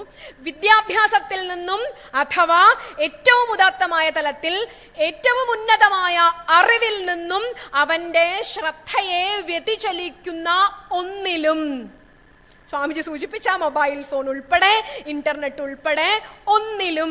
എൻ്റെ ഒരു ബന്ധുവിന്റെ കുട്ടിയുണ്ട്, ആ കുട്ടിക്ക് 3 വയസ്സേ ആയിട്ടുള്ളൂ. വളരെ സന്തോഷത്തോടെ കഴിഞ്ഞ ദിവസം വന്നപ്പോൾ, ബാംഗ്ലൂരിൽ നിന്ന് വന്നപ്പോൾ വളരെ സന്തോഷത്തോടെ അവന്റെ അച്ഛൻ പറഞ്ഞു, ഇവൾ ഐപോഡൊക്കെ ഏറ്റവും ഭംഗിയായി ഉപയോഗിക്കും, 3 വയസ്സേ ആയിട്ടുള്ളൂ, അതിൽ എല്ലാ ആപ്ലിക്കേഷൻസും ആ കുട്ടിക്ക് അറിയാം. അച്ഛനും അമ്മയും ജോലിക്ക് പോവും, ഈ കുട്ടിക്ക് അറിയാതിരിക്കാൻ വേണ്ടിയിട്ട് ഒരു വില കൂടിയ ആപ്പിളിന്റെ ഐപോഡ് കയ്യിലെടുത്ത് കൊടുത്തു. അവള് വേറൊന്നും ഇല്ലാത്തതുകൊണ്ട് അത് പഠിച്ചു. എന്നിട്ട് ഇപ്പോ ഈ കുട്ടിക്ക് മെമ്മറിക്ക് ചില പ്രശ്നങ്ങൾ, ഈ കുട്ടി വളരെ പെട്ടെന്ന് ദേഷ്യപ്പെടുന്നു. ആംഗ്രി ബേർഡിനെയൊക്കെ കണ്ടിട്ടാണ് ആ കുട്ടി വളരുന്നത്. പെട്ടെന്ന് ദേഷ്യപ്പെടുന്നു, ചില പ്രശ്നങ്ങൾ ഉണ്ടായിട്ട് 4 വയസ്സുള്ള ഈ കുട്ടിയെ ഡോക്ടറെ അടുത്ത് കൊണ്ടുപോയപ്പോൾ പറഞ്ഞു, ദയവ് ചെയ്ത് ഈ കുട്ടിയുടെ കയ്യിലേക്ക് ഇത്തരത്തിലുള്ള ഉപകരണങ്ങൾ കൊടുക്കരുത്. 4 വയസ്സിലെ ബുദ്ധിവൈകല്യങ്ങൾ, മിടുക്കിയായ കുട്ടി ബുദ്ധിവൈകല്യങ്ങൾ ആംഗ്രി ബേർഡിലൂടെയൊക്കെ പഠിച്ചിരിക്കുന്നു. പറഞ്ഞു വന്നത്, ഇവിടെ വിദ്യയിൽ നിന്നും ഒരു വ്യക്തിയുടെ മനസ്സിനെ വ്യതിചലിക്കുന്ന ഒന്നിലേക്കും അവന്റെ ശ്രദ്ധ പോകരുത്. വിദ്യാഭ്യാസത്തിൽ ശ്രദ്ധയും വിനയവുമുള്ളവനായിരിക്കണം വിദ്യാർത്ഥി. ഇതിനുവേണ്ടി നമ്മുടെ ഭാരതത്തിൽ സാമ്പ്രദായികമായിട്ടൊരു ഒരു രീതി ഉണ്ടായിരുന്നു. ഉപനിഷത്തുകളിൽ പറയുന്ന വിദ്യാർത്ഥി എങ്ങനെ ഗുരുവിനെ സമീപിക്കണം. സമിത് പാണിഹി ശ്രോത്രിയം ബ്രഹ്മനിഷ്ഠം ഗുരുമുപസേവ്യ. സമിത് പാണിയായിട്ട് പോണം എന്നാ പറയണത്. കയ്യിൽ ചമത കയ്യിൽ എന്തിയവനായി ഗുരുവിനെ സമീപിക്കണം. അതിന് 2 അർത്ഥങ്ങളുണ്ട്. ഒരു സാമൂഹ്യ അർത്ഥമുണ്ട്. ചമത യാഗത്തിന് ആശ്രമങ്ങളിൽ ഉപയോഗിക്കുന്ന വസ്തുവാണ്. ചമത കയ്യിലേന്തി പോകണമെന്ന് പറയുന്നത് ഈ മഹത്തായ ആശ്രമധർമ്മം നിലനിൽക്കുന്നതിന്, ഈ ആശ്രമത്തിൽ കാലങ്ങളായി നടന്നു വന്നിട്ടുള്ള സമ്പ്രദായം നിലനിൽക്കുന്നതിന് എന്റെയും യോഗദാനം എന്ന രീതിയിൽ ആചാരങ്ങളെ അനുഷ്ഠിക്കുവാൻ അവനെ പ്രാപ്തനാക്കുന്നു. മറ്റൊന്ന്, അതിന്റെ താത്വികമായ തലം എപ്രകാരമാണോ ഗുരുവിന്റെ മുന്നിൽ സദാ ജ്വലിച്ചുകൊണ്ടിരിക്കുന്ന ജ്ഞാനമാക്കുന്ന അഗ്നിയിൽ ശിഷ്യന്റെ അഹംബോധത്തിന്റെ പ്രതീകമായ ചമതയെ നിക്ഷേപിച്ചിട്ട് ചമത പൂർണ്ണമായും കത്തി ഇല്ലാതാകുന്നത് പോലെ ശിഷ്യന്റെ അഹംബോധം ഗുരുവിന്റെ മുമ്പിൽ സമർപ്പിക്കുക എന്ന പ്രതീകാത്മക തലവുമുണ്ട് സമിത് പാണി, ചമത കയ്യിൽ പിടിച്ചുകൊണ്ടു പോണം എന്ന് പറയുന്നതിലൂടെ. ഒപ്പം വിദ്യാർത്ഥിക്ക് പറയുന്ന സാധന ചതുഷ്ടയ സമ്പത്തിയിലൂടെ, അതന്നെയാണ് സാധന ചതുഷ്ടയങ്ങളുടെ രീതി തന്നെയാണ് ഇവിടെ വേദവ്യാസൻ വേറൊരു രീതിയിൽ അവതരിപ്പിച്ചിട്ടുള്ളത്. ശമാധി ഷഡ്ക സമ്പത്തിയും മുമുക്ഷുത്വവും ഇഹാമുത്രാർത്ഥ ഫലഭോഗ വിരാഗവും ഒക്കെ വളരെ ഭംഗിയായി ബ്രഹ്മചാരി ശീലിക്കണമെന്ന് ഉപദേശിച്ചു പോരുന്നു. ഇങ്ങനെ ബ്രഹ്മചര്യാശ്രമത്തിന്റെ ഏറ്റവും ആത്യന്തികമായ ധർമ്മത്തെ സൂചിപ്പിച്ചുകൊണ്ട് ഇന്ദ്രിയാണി പ്രമാധീനി ഹരന്ത്യപി യതേർമന, ഭഗവത്ഗീതയിലെ ആശയം ചെറിയ വാക്കിന്റെ വ്യത്യാസത്തോടു കൂടിയിട്ട് ഇവിടെ അവതരിപ്പിച്ചിരിക്കുന്നു. ഇന്ദ്രിയങ്ങൾ ഒരു യതിയുടെ മനസ്സിനെ പോലും വളരെ പെട്ടെന്ന് ലക്ഷ്യത്തിൽ നിന്നും വ്യതിചലിപ്പിച്ചു കൊണ്ടുപോകാൻ ശക്തിയുള്ളതായതുകൊണ്ട് ബ്രഹ്മചാരി എപ്പോഴും വളരെ ശ്രദ്ധയോടുകൂടിയിട്ട് വിദ്യാഭ്യാസ കാലം പൂർത്തിയാക്കണം. ഇത് ഒരു വ്യക്തിയുടെ, ഇതിൻ്റെ ഒരു സാമൂഹ്യ തലത്തിലെടുത്താൽ വ്യക്തിയുടെ രൂപപ്പെടലിന്റെ കാലമായി എടുക്കുകയും സത്യധർമാദികൾ പുലരുന്നതിന് ഒരു വ്യക്തി ജീവിതത്തിൽ സ്വയം രൂപപ്പെടേണ്ടതുണ്ട്. ഒരു പ്യൂപ്പയിൽ നിന്നും ഒരു ചിത്രശലഭമായി ലോകത്തിന് നൽകാഴ്ചയായി രൂപപ്പെടുന്നത് പോലെ ഒരു ഏകാന്ത തപസ്സിലൂടെ, ഏകാന്ത ധ്യാനത്തിലൂടെ, ശാസ്ത്രവിഷയത്തിൽ മാത്രമുള്ള ശ്രദ്ധയിലൂടെ, വിദ്യാഭ്യാസ കാലത്തിലൂടെ ഒരു സമഗ്ര മാനവ രൂപീകരണം, the art of man making നടക്കുന്നു ബ്രഹ്മചാരി കാലത്ത്. മനുഷ്യ നിർമ്മാണം എന്ന ഒരു വലിയ പ്രക്രിയയിലൂടെയാണ് ബ്രഹ്മചാരി രൂപപ്പെട്ടു വരുന്നത്. അത് മറ്റൊരു തരത്തിലുള്ള പ്രേംജിയുടെ വളരെ രസകരമായിട്ടുള്ളൊരു കവിതയുണ്ട്. വിദ്യാർത്ഥിയെ ഗുരുവിന്റെ അടുത്ത് കൊണ്ട് ചേർത്തു. നന്നാവട്ടെ ഒരുത്തനെങ്കിലും ഇതോർത്തെന്നെ പിടിച്ചച്ഛനങ്ങന്നാൾ ഒത്തുപഠിക്കുവാൻ ഭവതി നിന്നില്ലത്തുകൊണ്ടാക്കിയോ. അന്നാണെൻ ഗുരുപുത്രി നിന്നെയെതിരെ ഞാൻ കണ്ടതൊന്നാമതായി. ഒന്നായി അന്നു മുതൽക്കു നാം ഇരുവരും കൗമാര കൗതൂഹലാൽ എന്നൊരു കവിതയുണ്ട്. കൊണ്ടാക്കിയത് നന്നാവട്ടെ എന്ന് വിചാരിച്ചിട്ടായിരുന്നു, പക്ഷെ നന്നാവുണ്ടായില്ല എന്നാണ് ആശയം സൂചിപ്പിക്കുന്നത്.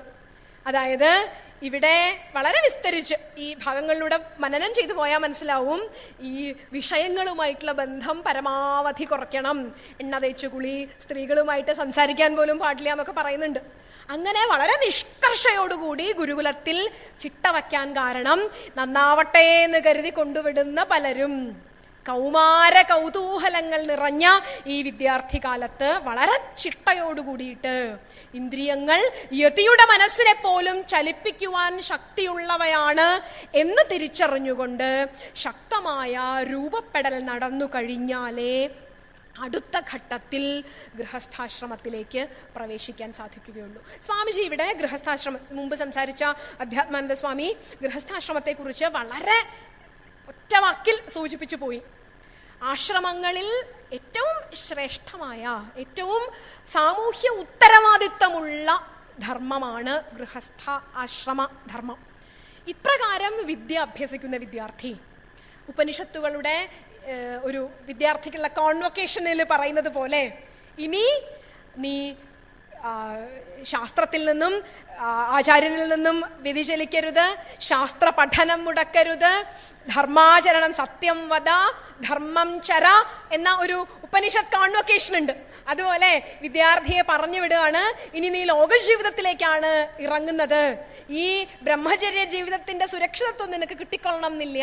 നീ സത്യധർമാദികൾ പാലിച്ചുകൊണ്ട് കുലീനയായ ഒരു സ്ത്രീയോ പുരുഷനെയോ വിവാഹം കഴിച്ച് ഗൃഹസ്ഥാശ്രമധർമ്മത്തിലേക്ക് പ്രവേശിക്കൂ എന്ന് പറഞ്ഞുകൊണ്ട് നയിക്കുകയാണ് ഇവിടെ നമ്മുടെ സാമ്പ്രദായികമായ രീതിയിൽ കാണാറുള്ളത്.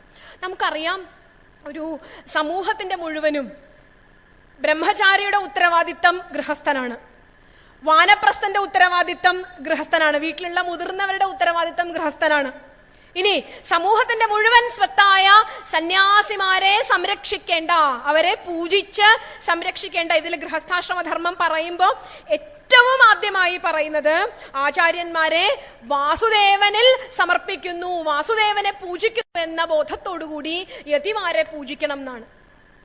ഗൃഹസ്ഥൻ ദുഷിച്ചാൽ ബ്രഹ്മചര്യവും വാനപ്രസ്ഥവും സന്യാസവും ഉൾപ്പെടുന്ന ഈ ആശ്രമ സംവിധാനങ്ങൾ മുഴുവൻ തകരാറിലാകും എന്നതുകൊണ്ട് ഗൃഹസ്ഥന് വലിയ ഒരു ഉത്തരവാദിത്തമാണ് ധർമ്മശാസ്ത്രങ്ങൾ ആചാര്യന്മാർ നൽകിയിട്ടുള്ളത്.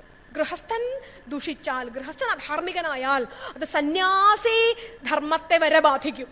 കാരണം ധാർമ്മികമായ ജീവിതത്തിൽ നിന്നും വിട്ട് മോക്ഷശാസ്ത്രം മാത്രം ഉപദേശിക്കേണ്ട ആചാര്യന്മാർ സാധാരണ ദൈനംദിന ജീവിതത്തിന്റെ സുഖസമൃദ്ധിക്ക് വേണ്ട കാര്യങ്ങൾ നിർവഹിക്കുവാനായി ഗൃഹസ്ഥൻ പിടിച്ചുകൊണ്ടുവരും അവരെ.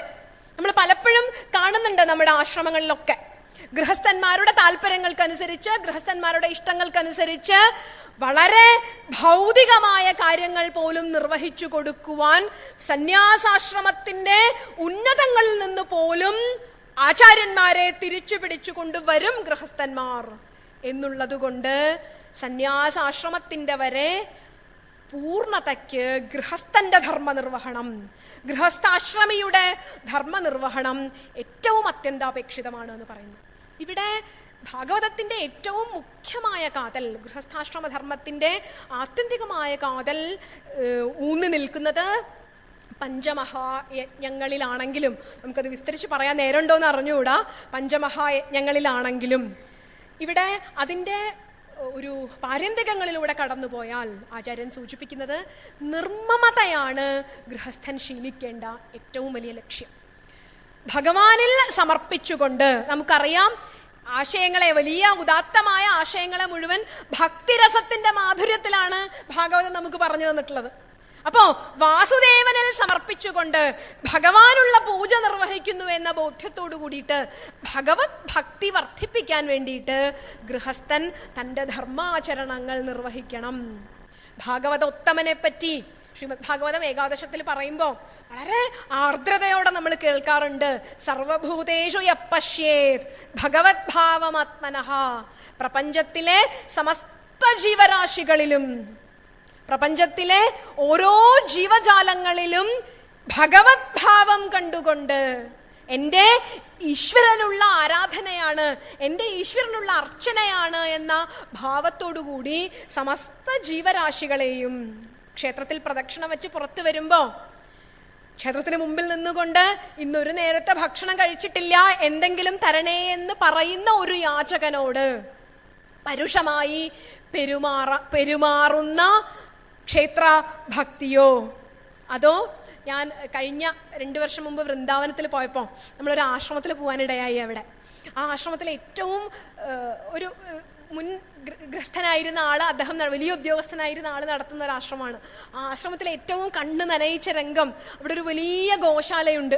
1000-ഓളം ഭഗവത് പ്രിയരായിരുന്ന പശുക്കളെ സംരക്ഷിക്കുന്ന 1000-ഓളം പശുക്കളെ സംരക്ഷിക്കുന്ന ഒരു ഗോശാലയുണ്ട്. ആ ഗോശാലയുടെ പ്രത്യേകത, ആ ഗോക്കളെല്ലാം നചികേതസിന്റെ അച്ഛൻ കൊടുത്തതുപോലെ പീതോതക ജഗ്ധതൃണ ദുഗ്ധദോഹ നിരിന്ദ്രിയ അങ്ങനെയൊക്കെ ആയിട്ട് ഇനി ഇറച്ചിവെട്ടുകാരന് കൊടുക്കാം, പാല് കിട്ടുന്നത് വരെ നമുക്ക് ആവശ്യമുണ്ട്, അത് കഴിഞ്ഞാൽ അമ്മയെ ഇറച്ചിവെട്ടുകാരന് കൊടുക്കാമെന്ന് പറഞ്ഞ് വലിയ വണ്ടികളിൽ കയറ്റി നമ്മുടെയൊക്കെ റോഡുകളിൽ 3-4 ദിവസം മുമ്പ്, ക്രിസ്തുമസിന്റെ തലേ ദിവസം, ഈസ്റ്ററിന്റെ തലേ ദിവസം, പെരുന്നാളുകളുടെ തലേ ദിവസം ഒക്കെ അറക്കുന്നതിനായി കൊണ്ടുവരുന്ന ദീനതയുള്ള മുഖവുമായി നമ്മെ നോക്കുന്ന ഗോക്കളെയും ഇതുപോലെ ഈ പീതോതക ജഗ്ധതൃണ ഇങ്ങനെ അറവുശാലയിലേക്ക് കൊണ്ടുപോകുന്ന ഗോക്കളെ വലിയ വില കൊടുത്ത് വാങ്ങി അദ്ദേഹം തിരിച്ചൊന്നും പ്രതീക്ഷിക്കാതെ, ഇവയിൽ നിന്നും ഇനി പാല് കിട്ടില്ല, ഇവയിൽ നിന്നും ഇനി ഒന്നും നമുക്ക് തിരിച്ചു കിട്ടാനില്ല, തിരിച്ചൊന്നും പ്രതീക്ഷിക്കാതെ സംരക്ഷിച്ചു കൊണ്ടിരിക്കുകയാണ്. ശാന്തമായ മരണം അവർക്ക് നൽകുന്നതിന് വേണ്ടിയുള്ള ഒരു സംരക്ഷണ കേന്ദ്രമാണ്. അല്ലാതെ ഇവിടെ നിന്ന് ഇത്ര ലിറ്റർ പാല് കറന്ന് വിറ്റ് ഉപജീവനമല്ല അവിടെ ലക്ഷ്യമാക്കുന്നത്. അതായത് ഈ പ്രപഞ്ചത്തിലെ സമസ്ത ജീവരാശികളോടും ഭഗവാന്റെ വൃന്ദാവനമാണ്. അവിടെ പശുപതി മതം അനുസരിച്ചാണെങ്കിൽ ഈ പ്രപഞ്ചത്തിലെ സമസ്ത ജീവജാലങ്ങളും ഭഗവാന്റെ പശുക്കളാണ്. ഈ ഭഗവാന്റെ വൃന്ദാവനത്തിൽ ഈ ഒരു കർമ്മം ചെയ്യുന്ന ഭക്തിയോളം, ഈ ഒരു നൈർമല്യം സൂക്ഷിക്കുന്ന ഭക്തിയോളം വലുതാണോ മറ്റേത് ചിന്തയും എന്ന് നാം തിരിച്ചറിയേണ്ടിയിരിക്കുന്നു. ഇവിടെ ഗൃഹസ്ഥന്റെ ആത്യന്തികമായ ലക്ഷ്യത്തെക്കുറിച്ച് ശ്രീമദ് ഭാഗവതം സൂചിപ്പിക്കുന്നത് ഈ നിർമ്മലതയും ഭഗവത് ഭാവമായി തൻ്റെ ഗൃഹത്തിലേക്ക് വരുന്ന അതിഥികളെ കണ്ടുകൊണ്ട്, വളരെ പ്രസിദ്ധമായ മഹാഭാരതത്തിലെ ഒരു ബ്രഹ്മചാരിയെ പഠിപ്പിക്കുന്നതിന് വേണ്ടിയിട്ട് ഒരമ്മയുടെ, ഒരു സ്ത്രീയുടെ അടുത്തേക്ക് അയച്ച കഥയും ധർമ്മവ്യാധന്റെ കഥയും നമുക്കൊക്കെ അറിയാം. ആ അമ്മ കുടുംബകാര്യങ്ങൾ നോക്കിക്കൊണ്ടിരിക്കുകയായിരുന്നു. തന്റെ ഭർത്തൃ ശുശ്രൂഷ, ഭർത്താവിന്റെ വൃദ്ധരായ മാതാപിതാക്കളുണ്ട്. ബ്രഹ്മചാരി വന്ന് അമ്മേ ഭിക്ഷ തരണേ എന്ന് പറഞ്ഞപ്പോ ധൈര്യപൂർവ്വം ആത്മവീര്യത്തോടെ ഈ അമ്മ പറഞ്ഞു, അവിടെ നിൽക്കൂ, 5 മിനിറ്റ് അങ്ങ് അവിടെ കാത്തു നിൽക്കൂ, ഞാനിവിടെ എൻ്റെ പതി ശുശ്രൂഷ ചെയ്തുകൊണ്ടിരിക്കുകയാണ്, അദ്ദേഹത്തിന് ജോലിക്ക് പോകാൻ സമയമായി, അദ്ദേഹത്തെ ഭക്ഷണം കൊടുത്തു വിടണം, അങ്ങ് ഒരു നിമിഷം കാത്തിരിക്കൂ എന്ന് പറഞ്ഞു. ക്ഷുഭിതനായ ബ്രഹ്മചാരി അവര് വന്നപ്പോ, ക്ഷോഭിച്ചപ്പോ ഈ അമ്മയുടെ പാതിവ്രത്യത്തിന്റെ ശക്തി കൊണ്ട്, നമുക്കറിയാം അമ്മ പറഞ്ഞ മറുപടി, അങ്ങ് നോക്കിയാൽ ദഹിച്ചു പോകുന്ന ആ പക്ഷിയല്ല ഞാൻ, അത് ഞാൻ തിരിച്ചറിഞ്ഞത് എൻ്റെ ഗൃഹസ്ഥ ആശ്രമധർമ്മത്തിൻ്റെ, അവിടുന്നും അദ്ദേഹം നയിച്ചത് ധർമ്മവ്യാധൻ എന്ന ധാർമ്മിക ജീവിതം ഒരാളെ എത്രമാത്രം ധൈര്യത്തോടെ ജീവിക്കാൻ പ്രേരിപ്പിക്കുന്നു എന്ന ധർമ്മവ്യാധന്റെ കഥയിലേക്കാണ്. ഗൃഹസ്ഥന്റെ ആത്യന്തികമായ ഉത്തരവാദിത്തം തൻ്റെ കുടുംബത്തോടും, കുടുംബത്തിലെ ബ്രഹ്മചാരിയെ സംരക്ഷിക്കണം, ബ്രഹ്മചര്യാശ്രമത്തിൽ ജീവിക്കുന്ന വ്യക്തികളെ സംരക്ഷിക്കണം, വാനപ്രസ്ഥനുണ്ടെങ്കിൽ അദ്ദേഹത്തെയും സംരക്ഷിക്കണം. ഏറ്റവും വിശാലമായ അർത്ഥത്തിൽ ധർമ്മത്തിനു വേണ്ടി ജീവിതം വിനിയോഗിക്കുന്ന സാധുക്കളെയും സംരക്ഷിച്ചുകൊണ്ട്, ഇതൊക്കെ കാരണം ധനമാർജിക്കുവാനും ധനം വിനിമയം ചെയ്യുവാനുമുള്ള ഉത്തരവാദിത്വം ഗൃഹസ്ഥനേ ഉള്ളൂ. ഇതൊക്കെ തൻ്റെ ഈശ്വരാരാധനയുടെ ഭാഗമാണ് എന്ന് കരുതി സംരക്ഷിക്കണം. ഞാൻ ഒരാശയം മാത്രം ഇതിൽ നിന്ന് പറയുകയാണ്, പഞ്ചമഹായജ്ഞങ്ങളിലേക്ക് കടക്കാൻ നേരമുണ്ടോ എന്ന് അറിഞ്ഞുകൂടാ. ഒരാശയം മാത്രം പറയാണ്. ഒരു ഗൃഹസ്ഥൻ വീട്ടിലെ പശു, കുതിര, മാർജാരൻ, ഒട്ടകം, കഴുത, അങ്ങനെ കുറേ ജീവജാലങ്ങളുടെ പേര് പറഞ്ഞിട്ട് ഇവരോടൊക്കെ വളരെ ശാന്തമായി സ്നേഹത്തോടെ പെരുമാറുന്നവനായിരിക്കണം. ഇത് ഭാരതത്തിന്റെ ഗൃഹസ്ഥാശ്രമ ധർമ്മത്തിന്റെ വലിയൊരു ഉത്തരവാദിത്തമാണ്. ഒരു ബാലികയെ, ഒരു പെൺകുട്ടിയെ ഗൃഹസ്ഥാശ്രമത്തിലേക്ക് പ്രവേശിപ്പിക്കുമ്പോൾ വേദങ്ങളിലെ സ്വയംവര മന്ത്രമുണ്ട്. അച്ഛൻ പതിയുടെ കൈ പിടിച്ച് കന്യകയെ ദാനം ചെയ്യുമ്പോൾ അച്ഛൻ ഈ കുഞ്ഞിനോട് പറഞ്ഞു കൊടുക്കുകയാണ്, ഇതുവരെ നീ എൻ്റെ വീട്ടിലെ മകളായിരുന്നു, നിന്നെ ഒരു വലിയ ഉത്തരവാദിത്തത്തിലേക്ക് ഞാൻ പറഞ്ഞയക്കുകയാണ്. എന്നിട്ട് പറയുകയാണ്, സമ്രാജ്ഞീ ശ്വശുരേവ, കുഞ്ഞേ നീ സമ്രാജ്ഞിയായിരിക്കും. നീ ശ്വശുരന്മാർക്ക്, ഭർത്താവിന്റെ മാതാപിതാക്കൾക്ക്, ഭർത്തൃകുടുംബത്തിലെ ആൾക്കാർക്ക്, ഭർത്താവിന്റെ ബന്ധുക്കൾക്ക്, അവിടുത്തെ സപത്നികൾക്ക് ഒക്കെ നീ സമ്രാജ്ഞിയായിരിക്കൂ. വേദത്തിലെ സമ്രാജ്ഞി എന്ന പദത്തിന് വിശാലമായ അർത്ഥസാധ്യതകളുണ്ട്. വിവാഹം കഴിച്ച് ഭർതൃഗൃഹത്തിലേക്ക് പോകുന്ന ഒരു പെൺകുട്ടിയോട് കൊടുക്കാവുന്ന ഏറ്റവും വലിയ ഉപദേശമാണ്, കുഞ്ഞേ നീ സമ്രാജ്ഞിയായിരിക്കൂ.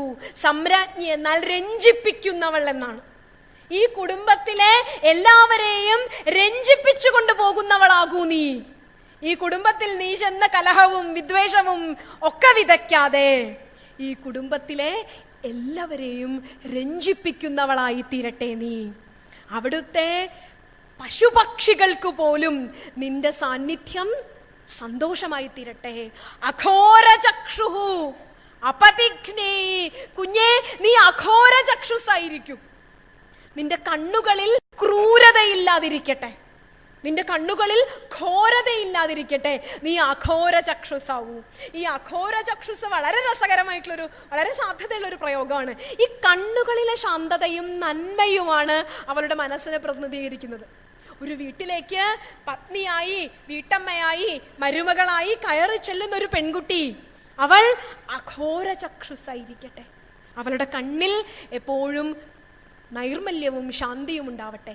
ശിവാ പശുഭ്യ, നീ അവിടുത്തെ ജീവജാലങ്ങൾക്കൊക്കെ ശാന്തികാരിണിയാവട്ടെ, മംഗളകാരിണിയാവട്ടെ എന്ന് പറഞ്ഞ് അച്ഛൻ ഭർത്താവിന്റെ കരം ഗ്രഹിപ്പിക്കുമ്പോൾ, ഒരു പെൺകുട്ടിയെ, ഒരു കന്യകയെ ഒരു പുരുഷന് ദാനമായി നൽകുമ്പോൾ, നമ്മുടെ ഗൃഹസ്ഥാശ്രമധർമ്മത്തിന്റെ ആത്യന്തികമായ തത്വമാണ് ഈ വിവാഹ സൂക്തത്തിലൂടെ ഋഷി പ്രപഞ്ചനം ചെയ്യാൻ ഉദ്ദേശിച്ചിരുന്നത്. കാരണം സമൂഹത്തെ മുഴുവൻ നിലനിർത്തുന്ന ഗൃഹസ്ഥാശ്രമം സുദൃഢമാവേണ്ടിയിരിക്കുന്നു. പ്രത്യേകിച്ചും അവിടെ അമ്മമാർ സുദൃഢരാവേണ്ടിയിരിക്കുന്നു. അമ്മമാർ ഈ കുടുംബത്തിന്റെ മുഴുവൻ, നമുക്കറിയാം കുടുംബത്തിന്റെ മുഴുവനും ഒരു ഇമോഷണൽ കൺട്രോൾ നമ്മുടെ അമ്മയുടെ കയ്യിലായിരിക്കുന്നത്. അമ്മ ഒരു കുടുംബത്തെ എത്രമാത്രം ധാർമ്മികമായി നയിക്കുവാൻ പ്രാപ്തരാണ്. നമ്മൾ പലപ്പോഴും ടി വി ചാനലുകളിലൂടെയും സമൂഹത്തിൽ നടക്കുന്ന പല പ്രശ്നങ്ങളിലൂടെയും, ഞാൻ പെൺകുട്ടികളുടെ ധാരാളം പ്രശ്നങ്ങളിൽ നിരന്തരമായി ഇടപെട്ടുകൊണ്ടിരിക്കുന്ന ഒരാളാണ്. കുറച്ച് ആളുകൾക്ക് മുമ്പ് ഞാൻ തിരുവനന്തപുരത്ത് ജോലി ചെയ്തുകൊണ്ടിരിക്കുമ്പോൾ ഒരു സുഗതകുമാരി ടീച്ചറുടെ, നിങ്ങൾക്ക് അറിയായിരിക്കും, ടീച്ചറുടെ അവിടെ ഒരു പെൺകുട്ടികളുടെ സ്ഥാപനമുണ്ട്. അവിടെ ധാരാളം ഉപേക്ഷിക്കപ്പെട്ട നിലയിലുള്ള പെൺകുട്ടികൾ ഒക്കെ കാണാറുണ്ട്. അവിടുത്തെ ഒരു ചില പ്രശ്നവുമായിട്ട് വന്ന പല പെൺകുട്ടികളോടും സംസാരിച്ചപ്പോൾ പല പ്രശ്നങ്ങളിലും ഒരമ്മയുടെ ശക്തമായ സാന്നിധ്യത്തിൻ്റെ അഭാവം, ഒരമ്മയുടെ ശക്തമായ ഇടപെടലിൻ്റെ അഭാവം, അമ്മയും അമ്മയുടെ കാമുകനും അമ്മയുടെ പഴയ ഭർത്താവും കൂടി പെൺകുട്ടിയെ വിൽക്കുന്ന ഒരു കെട്ട കാലത്താണ് നമ്മൾ ജീവിക്കുന്നത്. ഈ കാലത്തിൻ്റെ കോലം കെട്ടലുകൾക്ക് എങ്ങനെ ധാർമ്മികമായി മറുപടി പറയാൻ സാധിക്കും? നമ്മുടെ അമ്മമാരിലേക്ക് ഈ അഘോര ചക്ഷുസായിരിക്കട്ടെ, എൻ്റെ കുഞ്ഞിന് ധാർമ്മികമായി ബോധം കൊടുത്തുകൊണ്ട് സ്വാമിജി പറയുന്ന, വിവേകാനന്ദ സ്വാമിജി പറയുന്ന സീതയും സാവിത്രിയും ശീലാവതിയും ഭാരതീയ സ്ത്രീത്വത്തിന്റെ ആദർശങ്ങളാവണമെങ്കിൽ, ദുർഗയുടെ വീര്യം ഭാരതീയ സ്ത്രീത്വത്തിന്റെ ആദർശങ്ങളാവണമെങ്കിൽ പല രീതിയിലും കാലത്തിന്റെ ഇവളാം ദുഃഖശിലയെ തൊട്ടു മന്ദമുണർത്തുവാൻ, ഇവളെ കൈപിടിച്ചിന്നിൻ വെളിച്ചത്തേക്കിറക്കുവാൻ, ഇവളെ കല്ലെറിഞ്ഞിടാൻ, ശുദ്ധി ആർക്കെന്നെതിർക്കുവാൻ, ക്രൂരമായി സ്ത്രീത്വവും സ്ത്രീ ജീവിതങ്ങളും സമൂഹത്തിന് മുന്നിൽ വലിയ വേദനകൾ സമ്മാനിച്ചു കൊണ്ടിരിക്കുന്ന ആധുനിക കാലത്ത് ഇതിനൊന്നും വിപ്ലവം നടത്തിയോ ജാഥ സംഘടിപ്പിച്ചോ നമുക്ക് മറുപടി പറയാൻ സാധിക്കില്ല. ഇതിന് നമുക്ക് മറുപടി കൊടുക്കാൻ സാധിക്കും നമ്മുടെ കുടുംബങ്ങളിലേക്ക്, നമ്മുടെ വീടുകളിൽ അമ്മമാരിലൂടെ ഒരു പുതിയ മാറ്റം. ഏത് പ്രശ്നത്തെയും ധൈര്യപൂർവ്വം അഭിമുഖീകരിക്കാനുള്ള പെൺകുട്ടികളെ നമുക്ക് ഉണ്ടാക്കിയെടുക്കാൻ സാധിക്കും. ഏത് പ്രശ്നത്തിനും ധാർമ്മികമായി ഉത്തരവാദിത്തം പറയുവാനുള്ള അമ്മമാരെ നമുക്ക് ഉണ്ടാക്കിയെടുക്കാൻ സാധിക്കും. കുടുംബത്തിന് മുഴുവനും ഈ ഒരു ഉൾക്കരുത്ത് നൽകുന്ന അമ്മമാരെ നമുക്ക് ഉണ്ടാക്കിയെടുക്കാൻ സാധിക്കും. ഇതാണ് ഗൃഹസ്ഥാശ്രമത്തിലൂടെ നിർവഹിക്കേണ്ടത്. ഈ വീട്ടിൽ നിന്നും പുറത്തു പോകുന്ന കുഞ്ഞ്, സമൂഹത്തിന്റെ ക്രൂരതകളിലേക്ക് ഇറങ്ങിപ്പോകുന്ന കുഞ്ഞ്, അതിനെ എതിരിടാനുള്ള ഒരു ധാർമ്മിക കവചം ഈ പെൺകുട്ടിക്ക് തീർത്തു കൊടുക്കുവാൻ ഒരമ്മയുടെ ആത്മവിശ്വാസത്തിന് സാധിക്കും. ഇതാണ് ഗൃഹസ്ഥാശ്രമത്തിലൂടെ ഉദ്ദേശിച്ചത്. ഇവിടെ ഈ ഒരു ജീവജാലങ്ങളോട് മുഴുവൻ സ്നേഹവതിയായിരിക്കണം എന്ന ഗൃഹിണിയോടുള്ള ഉപദേശത്തിൽ ഭീഷ്മർ പറയുന്നത് പോലെ നഗൃഹം ഗൃഹമിത്യാഹു ഗൃഹിണി ഗൃഹമുച്യത്തെ. ഗൃഹം ഒരിക്കലും ഗൃഹിണിയില്ലാതെ, അമ്മയില്ലാതെ ഗൃഹം ഒരിക്കലും പൂർണ്ണമാവുകയില്ല. അപ്പൊ ഈ അമ്മയുടെ ധാർമ്മികമായ ഉത്തരവാദിത്തം വളരെ വലുതാണ് എന്ന് തിരിച്ചറിഞ്ഞുകൊണ്ട് ഗൃഹസ്ഥൻ പഞ്ചമഹായജ്ഞങ്ങൾ ആചരിക്കണം. പഞ്ചമഹായജ്ഞങ്ങൾ ദേവ, ഋഷി, നൃ, ഭൂത, പിതൃ യജ്ഞങ്ങൾ. ഞാൻ വിസ്തരിക്കുന്നില്ല. ദേവയജ്ഞത്തിലൂടെ നമ്മുടെ ആചാര്യന്മാർ നമുക്ക് പകർന്നു തന്ന ഋഷി ഋണം പൂർത്തിയാക്കുന്നതിന് മഹത്തായ ശാസ്ത്ര ജ്ഞാനത്തിന്റെ പൈതൃകം അറിഞ്ഞുകൊണ്ട് പ്രചരിപ്പിച്ചുകൊണ്ട് പുതിയ തലമുറയിലേക്ക് വ്യാഖ്യാനം ചെയ്തു കൊടുത്തുകൊണ്ട് നമുക്ക് ഋഷിയജ്ഞത്തിൽ പങ്കാളികളാവാൻ സാധിക്കും. മനുഷ്യനോടുള്ള, തൻ്റെ സഹജീവികളോടുള്ള ഉത്തരവാദിത്തങ്ങൾ നിറവേറ്റിക്കൊണ്ട് നൃയജ്ഞത്തിൽ പങ്കാളികളാവാൻ സാധിക്കും. ഈ പ്രപഞ്ചത്തിലെ സമസ്ത ജീവജാലങ്ങളിലും ഈശ്വരനെ കണ്ടുകൊണ്ട്, പണ്ട് കോലമിടുന്ന ചടങ്ങൊക്കെ അതിനായിരുന്നു എന്നാ പറയുന്നത്. കോലമിടുന്നതിലൂടെ ഭൂതങ്ങൾക്ക്, ജീവജാലങ്ങൾക്ക് ഭക്ഷണം ഉണ്ടാവാൻ, അമ്മ ഭക്ഷണം വെച്ചാൽ ആദ്യം കാക്കയ്ക്ക് കൊടുക്കുമ്പോ ആ ജീവികളൊക്കെ ഈ അമ്മയുടെ സാമ്രാജ്ഞിത്വം കൊണ്ട് സന്തോഷിക്കട്ടെ, ഈ അമ്മയുടെ സ്നേഹം കൊണ്ട് പ്രപഞ്ചം മുഴുവൻ സന്തോഷിക്കട്ടെ. ചുറ്റുപാടും നിലനിൽക്കുന്ന ജീവികൾക്കൊക്കെ ഈ അമ്മ ഒരാശ്രയ സ്ഥാനമാവട്ടെ.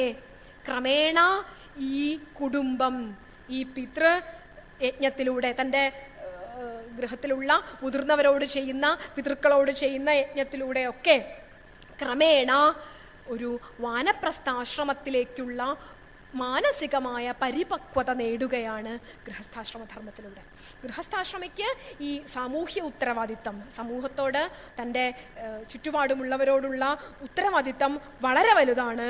അങ്ങനെ ഈ ഗൃഹസ്ഥാശ്രമധർമ്മത്തിലെയും രൂപപ്പെടലിലൂടെ, നമ്മൾ നേരത്തെ പറഞ്ഞു ബ്രഹ്മചാരിയിലൂടെ ജീവിതത്തിനു മുഴുവനുമുള്ള ഉൾക്കരുത്താണ് നേടുന്നത്.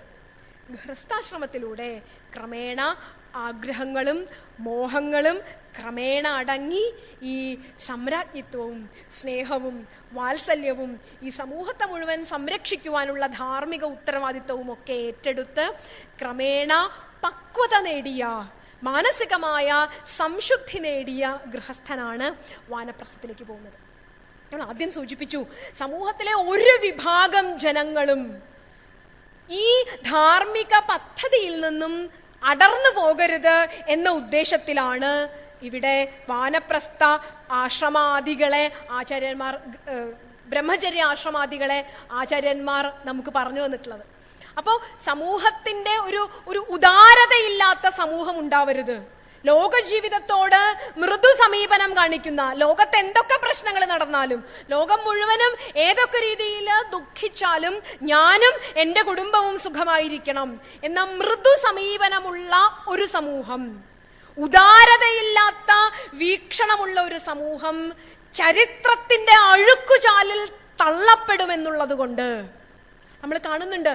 ഭൗതികതയ്ക്ക് പിന്നാലെ പോയ ആധുനിക പാശ്ചാത്യ സമൂഹം ധാർമ്മികമായി എത്രമാത്രം അധപ്പതിച്ചു കൊണ്ടിരിക്കുന്നു എന്ന് നമ്മൾ കാണുന്നുണ്ട്. ഒരു നേരം സമാധാനമായി ഉറങ്ങുവാൻ ഉറക്ക ഗുളികകളെ ആശ്രയിക്കേണ്ടി വരുന്ന, മാനസിക രോഗങ്ങളും തഴയപ്പെട്ട വൃദ്ധന്മാരും ഏറ്റവും കൂടുതലുള്ള ഒരു സമൂഹമായി പാശ്ചാത്യ സമൂഹം മാറിക്കൊണ്ടിരിക്കുന്നു. ആ രീതിയിലേക്ക് ഉദാരതയില്ലാതെ ചരിത്രത്തിന്റെ അഴുക്കുചാലുകളിലേക്ക് ഭാരത സമൂഹം അധപ്പതിക്കരുത് എന്ന ദൃഢമായ വിശ്വാസമാണ് ഈ ആശ്രമധർമ്മങ്ങളുടെ വിധാനത്തിനു പിന്നിൽ. വാനപ്രസ്ഥത്തിലേക്ക് കടക്കുമ്പോൾ ക്രമേണ ശാന്തിയുടെയും ഒരു വിഡ്രോവലിന്റെയും ഒരു പിന്മടക്കത്തിന്റെയും, തന്നിലേക്ക് പിന്മടങ്ങിക്കൊണ്ട് അവനവനിലേക്ക്, അവനവന്റെ ആത്മസ്വരൂപത്തെ തിരിച്ചറിയുന്നതിനുള്ള പിന്മടക്കത്തിലേക്ക് ഗൃഹസ്ഥൻ ക്രമേണ ശീലിച്ചു വരുന്നു. എനിക്ക് ഓർമ്മ വരുന്ന വളരെ ഹൃദയസ്പർശിയായ ഒരു വാക്ക് സംപൂജ്യ ചിന്മയാനന്ദ സ്വാമിജി വാനപ്രസ്ഥാശ്രമികളോട് സംസാരിക്കുമ്പോൾ പറയുമായിരുന്നു. ഞാൻ വളരെ ചെറുപ്പത്തിലാണ് കണ്ടിട്ടുള്ളത്. സ്വാമിജി പറയുമായിരുന്നു, റിട്ടയർഡ് ബട്ട് നോട്ട് ടയേർഡ്. അതായത് വിരമിച്ചു, ജോലിയിൽ നിന്നും വിരമിച്ചു, ഔദ്യോഗിക കൃത്യനിർവഹണങ്ങളൊക്കെ ഭംഗിയായി തീർത്തു, ഇനി റിട്ടയർമെന്റ് ലൈഫ് എൻജോയ് ചെയ്യാം, അല്ലെങ്കിൽ റിട്ടയർമെന്റ് ലൈഫ് ഇനിയൊക്കെ പിള്ളേരുടെ കാലം, അവരെന്താ ചാവട്ടെ എന്ന ഒരു ഉദാസീനതയല്ല വാനപ്രസ്ഥത്തിൽ വേണ്ടത്. Retired but not tired. ഞങ്ങൾ ഒരിക്കലും ക്ഷീണിതരാവുന്നില്ല. ഈ സമൂഹത്തോട് ഇത്രയും നാൾ ഞങ്ങൾ ചിലപ്പോൾ ഒട്ടലോടുകൂടെ ആയിരിക്കും ജോലി ചെയ്തിരുന്നത്. എൻ്റെ കുഞ്ഞ് നന്നാവണം, അവൻ എന്തെങ്കിലുമൊക്കെ ആക്കി കൊടുക്കണം, അവനൊരു ജീവിതം, അവന്റെ മോളുടെ കല്യാണം, അവന്റെ വിവാഹം, അവന് നല്ല ജോലി തുടങ്ങിയ ചില ഒട്ടലുകളൊക്കെ ഗൃഹസ്ഥാശ്രമത്തിൽ ഉണ്ടാവാം. ക്രമേണ ഗൃഹസ്ഥാശ്രമത്തിലെ ഒട്ടലുകളിൽ നിന്നൊക്കെ വിടുതൽ നേടി ഇനി ഇതുവരെ എന്റെയും എൻ്റെ കുടുംബത്തിനും വേണ്ടി പ്രവർത്തിച്ചിരുന്ന ഗൃഹസ്ഥൻ വാനപ്രസ്ഥാശ്രമത്തിലേക്ക് എത്തുമ്പോൾ തളരാൻ തയ്യാറല്ല. ഈ അനുഭവം, ഈ പക്വത, ഈ ജീവിതത്തിൽ ആർജിച്ച അറിവ്, അത് പുതിയ തലമുറയിലേക്ക്, എൻ്റെ ആവശ്യമുള്ള തലമുറയിലേക്ക് പകർന്നു കൊടുക്കുവാനുള്ള നിരന്തരമായ ശ്രമം. നമുക്കറിയാം, ഏറ്റവും കൂടുതൽ വാനപ്രസ്ഥാശ്രമികളുള്ള ഒരു നാടാണ് നമ്മുടേത്. ഞാൻ ഗുരുവായൂരാ ജോലി ചെയ്യുന്നത്. അപ്പൊ അതുകൊണ്ട് സ്ഥിരമായിട്ട് ഇങ്ങനെ മുത്തശ്ശനും അമ്മൂമ്മയെ അച്ഛനും അമ്മയൊക്കെ കൈപിടിച്ച് പോകുന്നവരെ സ്ഥിരമായിട്ട് കാണാറുണ്ട്. വളരെ ആനന്ദത്തോടെ ജീവിതത്തിന്റെ അവസാന കാലത്തിലേക്ക് എത്തിക്കൊണ്ടിരിക്കുന്നവരാണ് നമ്മൾ കാണുന്നവരിൽ പലരും. അപ്പോൾ ഈ ആനന്ദം അനുഭവിക്കുന്ന തലത്തിലേക്ക് ഇനി കുടുംബത്തിന്റെയും കുട്ടികളുടെയും പ്രശ്നത്തിൽ നിന്നും അവിടെ താമസിക്കരുതെന്ന് നമുക്ക് ഇന്നത്തെ കാലത്ത് പറയാൻ പറ്റില്ല. പക്ഷേ വിരമേത് ഭാഗവതത്തിൽ 12-ാം സ്കന്ധത്തിന്റെ അവസാനം വാനപ്രസ്ഥാശ്രമത്തെ കുറിച്ച് പറഞ്ഞ് അവസാനിപ്പിക്കുന്നത് ഇങ്ങനെയാണ്: വിരമേത് ദഗ്ധയോനിരിവാനല. വിറകെല്ലാം ദഹിച്ചിരിക്കുമ്പോ അഗ്നി താനെ അടങ്ങുന്നത് പോലെ വിരമേത് തൻ്റെ സർവകൃത്യങ്ങളിൽ നിന്നും വിരമിക്കുക. വിറകൊക്കെ കത്തിത്തീർന്നു, ഭംഗിയായി എല്ലാ തരത്തിലുള്ള സ്വാദുകളും അടുക്കളകളിൽ വിളമ്പിയ അമ്മമാർ, എല്ലാ തരത്തിലുള്ള ജീവിതത്തിലെ പ്രശ്നങ്ങളിലും സജീവമായി ഇടപെട്ടിരുന്ന അമ്മമാർ, തങ്ങളുടെ കുട്ടികൾക്കും തങ്ങളുടെ കുടുംബത്തിനും വേണ്ടി മാത്രം ജീവിച്ചിരുന്ന അമ്മമാർ, ഓഫീസിൽ വിപ്ലവകരങ്ങളായ പരിവർത്തനങ്ങൾ വരുത്തിയ, എല്ലാ തരത്തിലും ഏറ്റവും നല്ല അഴിമതിയില്ലാത്ത ജീവിതം നയിച്ചിരുന്ന അച്ഛന്മാർ, ക്രമേണ ഈ വിറകൊക്കെ ഒന്ന് ഈ അഗ്നി അങ്ങോട്ട് കത്തിയിട്ട് ആ വിറകിന്റെ ഒരു ശാന്തമായ ഒരു അടങ്ങലുണ്ട്. ഈ അടങ്ങലിൽ അഗ്നിയുണ്ട്. അതിൽ നിന്നും എപ്പോ വേണമെങ്കിലും അഗ്നി ജ്വലിക്കാം, പക്ഷേ അഗ്നി ജ്വലിക്കില്ല. കാരണം ഈ കത്തിത്തീർന്നതിൻ്റെ ഒരു വലിയ ശാന്തതയുണ്ട്. ഇനി ശാന്തമായി എൻ്റെ കുടുംബത്തിനു വേണ്ടി മാത്രമല്ലാതെ സമൂഹത്തിന് വേണ്ടി ജീവിക്കുക എന്ന വലിയൊരു അർത്ഥസാധ്യതയുണ്ട് വാനപ്രസ്ഥാശ്രമത്തിലെ ജീവിതത്തിന്. ഈ ഒരു അർത്ഥതലത്തിലേക്കാണ് വാനപ്രസ്ഥൻ എത്തേണ്ടത്. ബാക്കി ഭാഗങ്ങൾ രസകരമായിട്ടുള്ള പല ആശയങ്ങളും സൂചിപ്പിക്കുന്നുണ്ട്.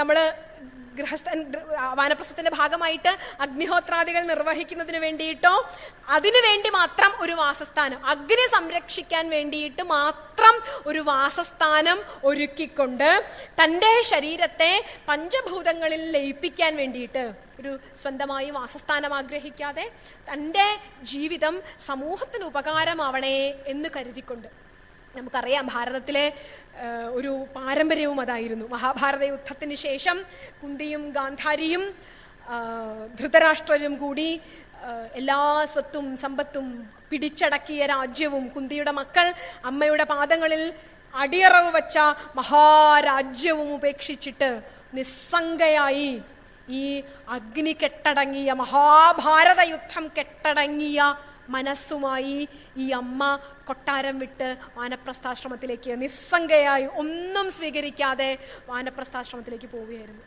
മക്കളും രാജ്യവും കലഹവും പ്രശ്നങ്ങളും ദുരന്തങ്ങളും ദുരിതങ്ങളും ഒക്കെ ഉണ്ടായിരുന്നു കുന്തിയുടെ മനസ്സിൽ.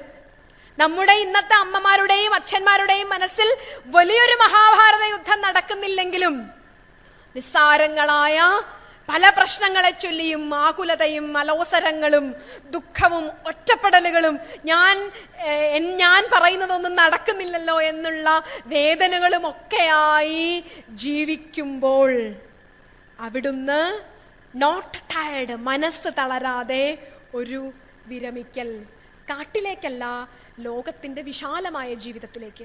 വീട് വിടണമെന്നില്ല, മാനസികമായ ബന്ധം വിട്ടുകൊണ്ട് അവരുടെ പുതിയ ജീവിതത്തിൽ അമിതമായി ഇടപെടാതെ ഞാൻ എൻ്റെ ഉത്തരവാദിത്തങ്ങളുമായി ജീവിക്കുന്നു എന്ന ശാന്തതയോടെയുള്ള ഒരു വിരമിക്കൽ. അതാണ് ഇവിടെ സൂചിപ്പിക്കുന്നത്. ഒരു പഞ്ചഭൂതങ്ങളിൽ നിന്നുണ്ടായ ശരീരത്തെ ക്രമേണ പഞ്ചഭൂതങ്ങളിൽ ലയിപ്പിക്കുവാനുള്ള മാനസികമായ ഒരു തയ്യാറെടുക്കൽ. ഒരു ബ്രഹ്മചര്യാശ്രമത്തിലൂടെ വളർന്ന് ഗൃഹസ്ഥാശ്രമത്തിലൂടെ പക്വത നേടി വാനപ്രസ്ഥാശ്രമത്തിലൂടെ ഒരു ഉപാസനാ ഘട്ടത്തിലൂടെ കടന്നുപോയി ഏറ്റവും ആത്യന്തികമായ സന്യാസാശ്രമത്തിലൂടെ. ഉപനിഷത്തുകളിൽ പറയുന്ന യദഹരേവ വിരജേത് തദഹരേവ പ്രവ്രജേത്, എപ്പോഴാണോ വിരക്തി തോന്നുന്നത്, ബ്രഹ്മചര്യാശ്രമത്തിൽ വെച്ചാണ് ഈ വിരക്തിയെങ്കിൽ അത് പ്രവ്രജനത്തിനുള്ള തുടക്കമായി കണക്കാക്കാം. ഇനി വാനപ്രസ്ഥാശ്രമത്തിന്റെ അന്ത്യത്തിലാണ് ഈ പ്രപഞ്ച ജീവിതവുമായി താൻ ഒന്നു ചേരുന്നു എന്ന ശാന്തത ഒരാൾക്ക് കൈവരിക്കാൻ സാധിക്കുന്നത് എങ്കിൽ അപ്പോൾ പരമമായ മോക്ഷധർമ്മത്തെ അനുഷ്ഠിക്കുന്ന സന്യാസാശ്രമത്തിലേക്ക്. ഞാൻ നേരത്തെ സൂചിപ്പിച്ചിരുന്നു, ആചാര്യന്മാർ ഇരിക്കുന്ന ഒരു വേദിയിൽ സന്യാസാശ്രമത്തെക്കുറിച്ച് പറയുക എന്നുള്ള അവിവേകത്തിലേക്ക് ഞാൻ കടക്കുന്നില്ല. എന്തായാലും ഏറ്റവും ഉദാത്തമായ സമൂഹത്തിനു വേണ്ടി ജീവിക്കുന്ന, ഭാഗവത്തിൽ പറയുന്ന പ്രകാരം അന്യശാസ്ത്രങ്ങൾ അഭ്യസിക്കരുത്, ശിഷ്യന്മാരെ അഭ്യസിപ്പിക്കരുത്, 2 തരത്തിൽ വിഭജിച്ചിട്ടുണ്ട്. അതിൽ ഒരു വിഭാഗത്തിലുള്ള സന്യാസിമാർ സമൂഹ ജീവിതത്തിനു വേണ്ടി സ്വന്തം ജീവിതം വിനിയോഗിക്കുന്നവരായിരിക്കണം.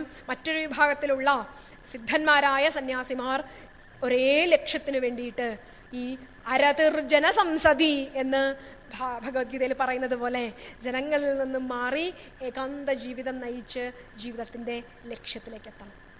മോക്ഷമെന്ന ഉദാത്തമായ ലക്ഷ്യത്തിലെത്തുന്നതിന് ക്രമനിബദ്ധമായ വളരെ ചിട്ടയോടുകൂടിയ ഒരു ജീവിതം വിഭാവനം ചെയ്ത് ഈ ജീവിതത്തെ സാർത്ഥകമാക്കാനുള്ള അർത്ഥസാധ്യതകളെ നമ്മുടെ മുമ്പിൽ ഇട്ടുതന്ന ആചാര്യന്മാരുടെ ജീവിത പദ്ധതിയെ തിരിച്ചറിയുകയും നമ്മുടെ സമൂഹം ചരിത്രത്തിൻ്റെ ഈ അഴുക്കുചാലിലേക്ക് തള്ളപ്പെടാതിരിക്കണമെങ്കിൽ, ധാർമ്മികതയും നന്മയും കൈമോശം വന്നുകൊണ്ടിരിക്കുന്നു എന്ന് വിലപിക്കുന്ന ഈ കാലത്ത് എന്നും വിലപിച്ചുകൊണ്ടിരിക്കുന്നവരാവാൻ നമുക്ക് താല്പര്യമില്ല.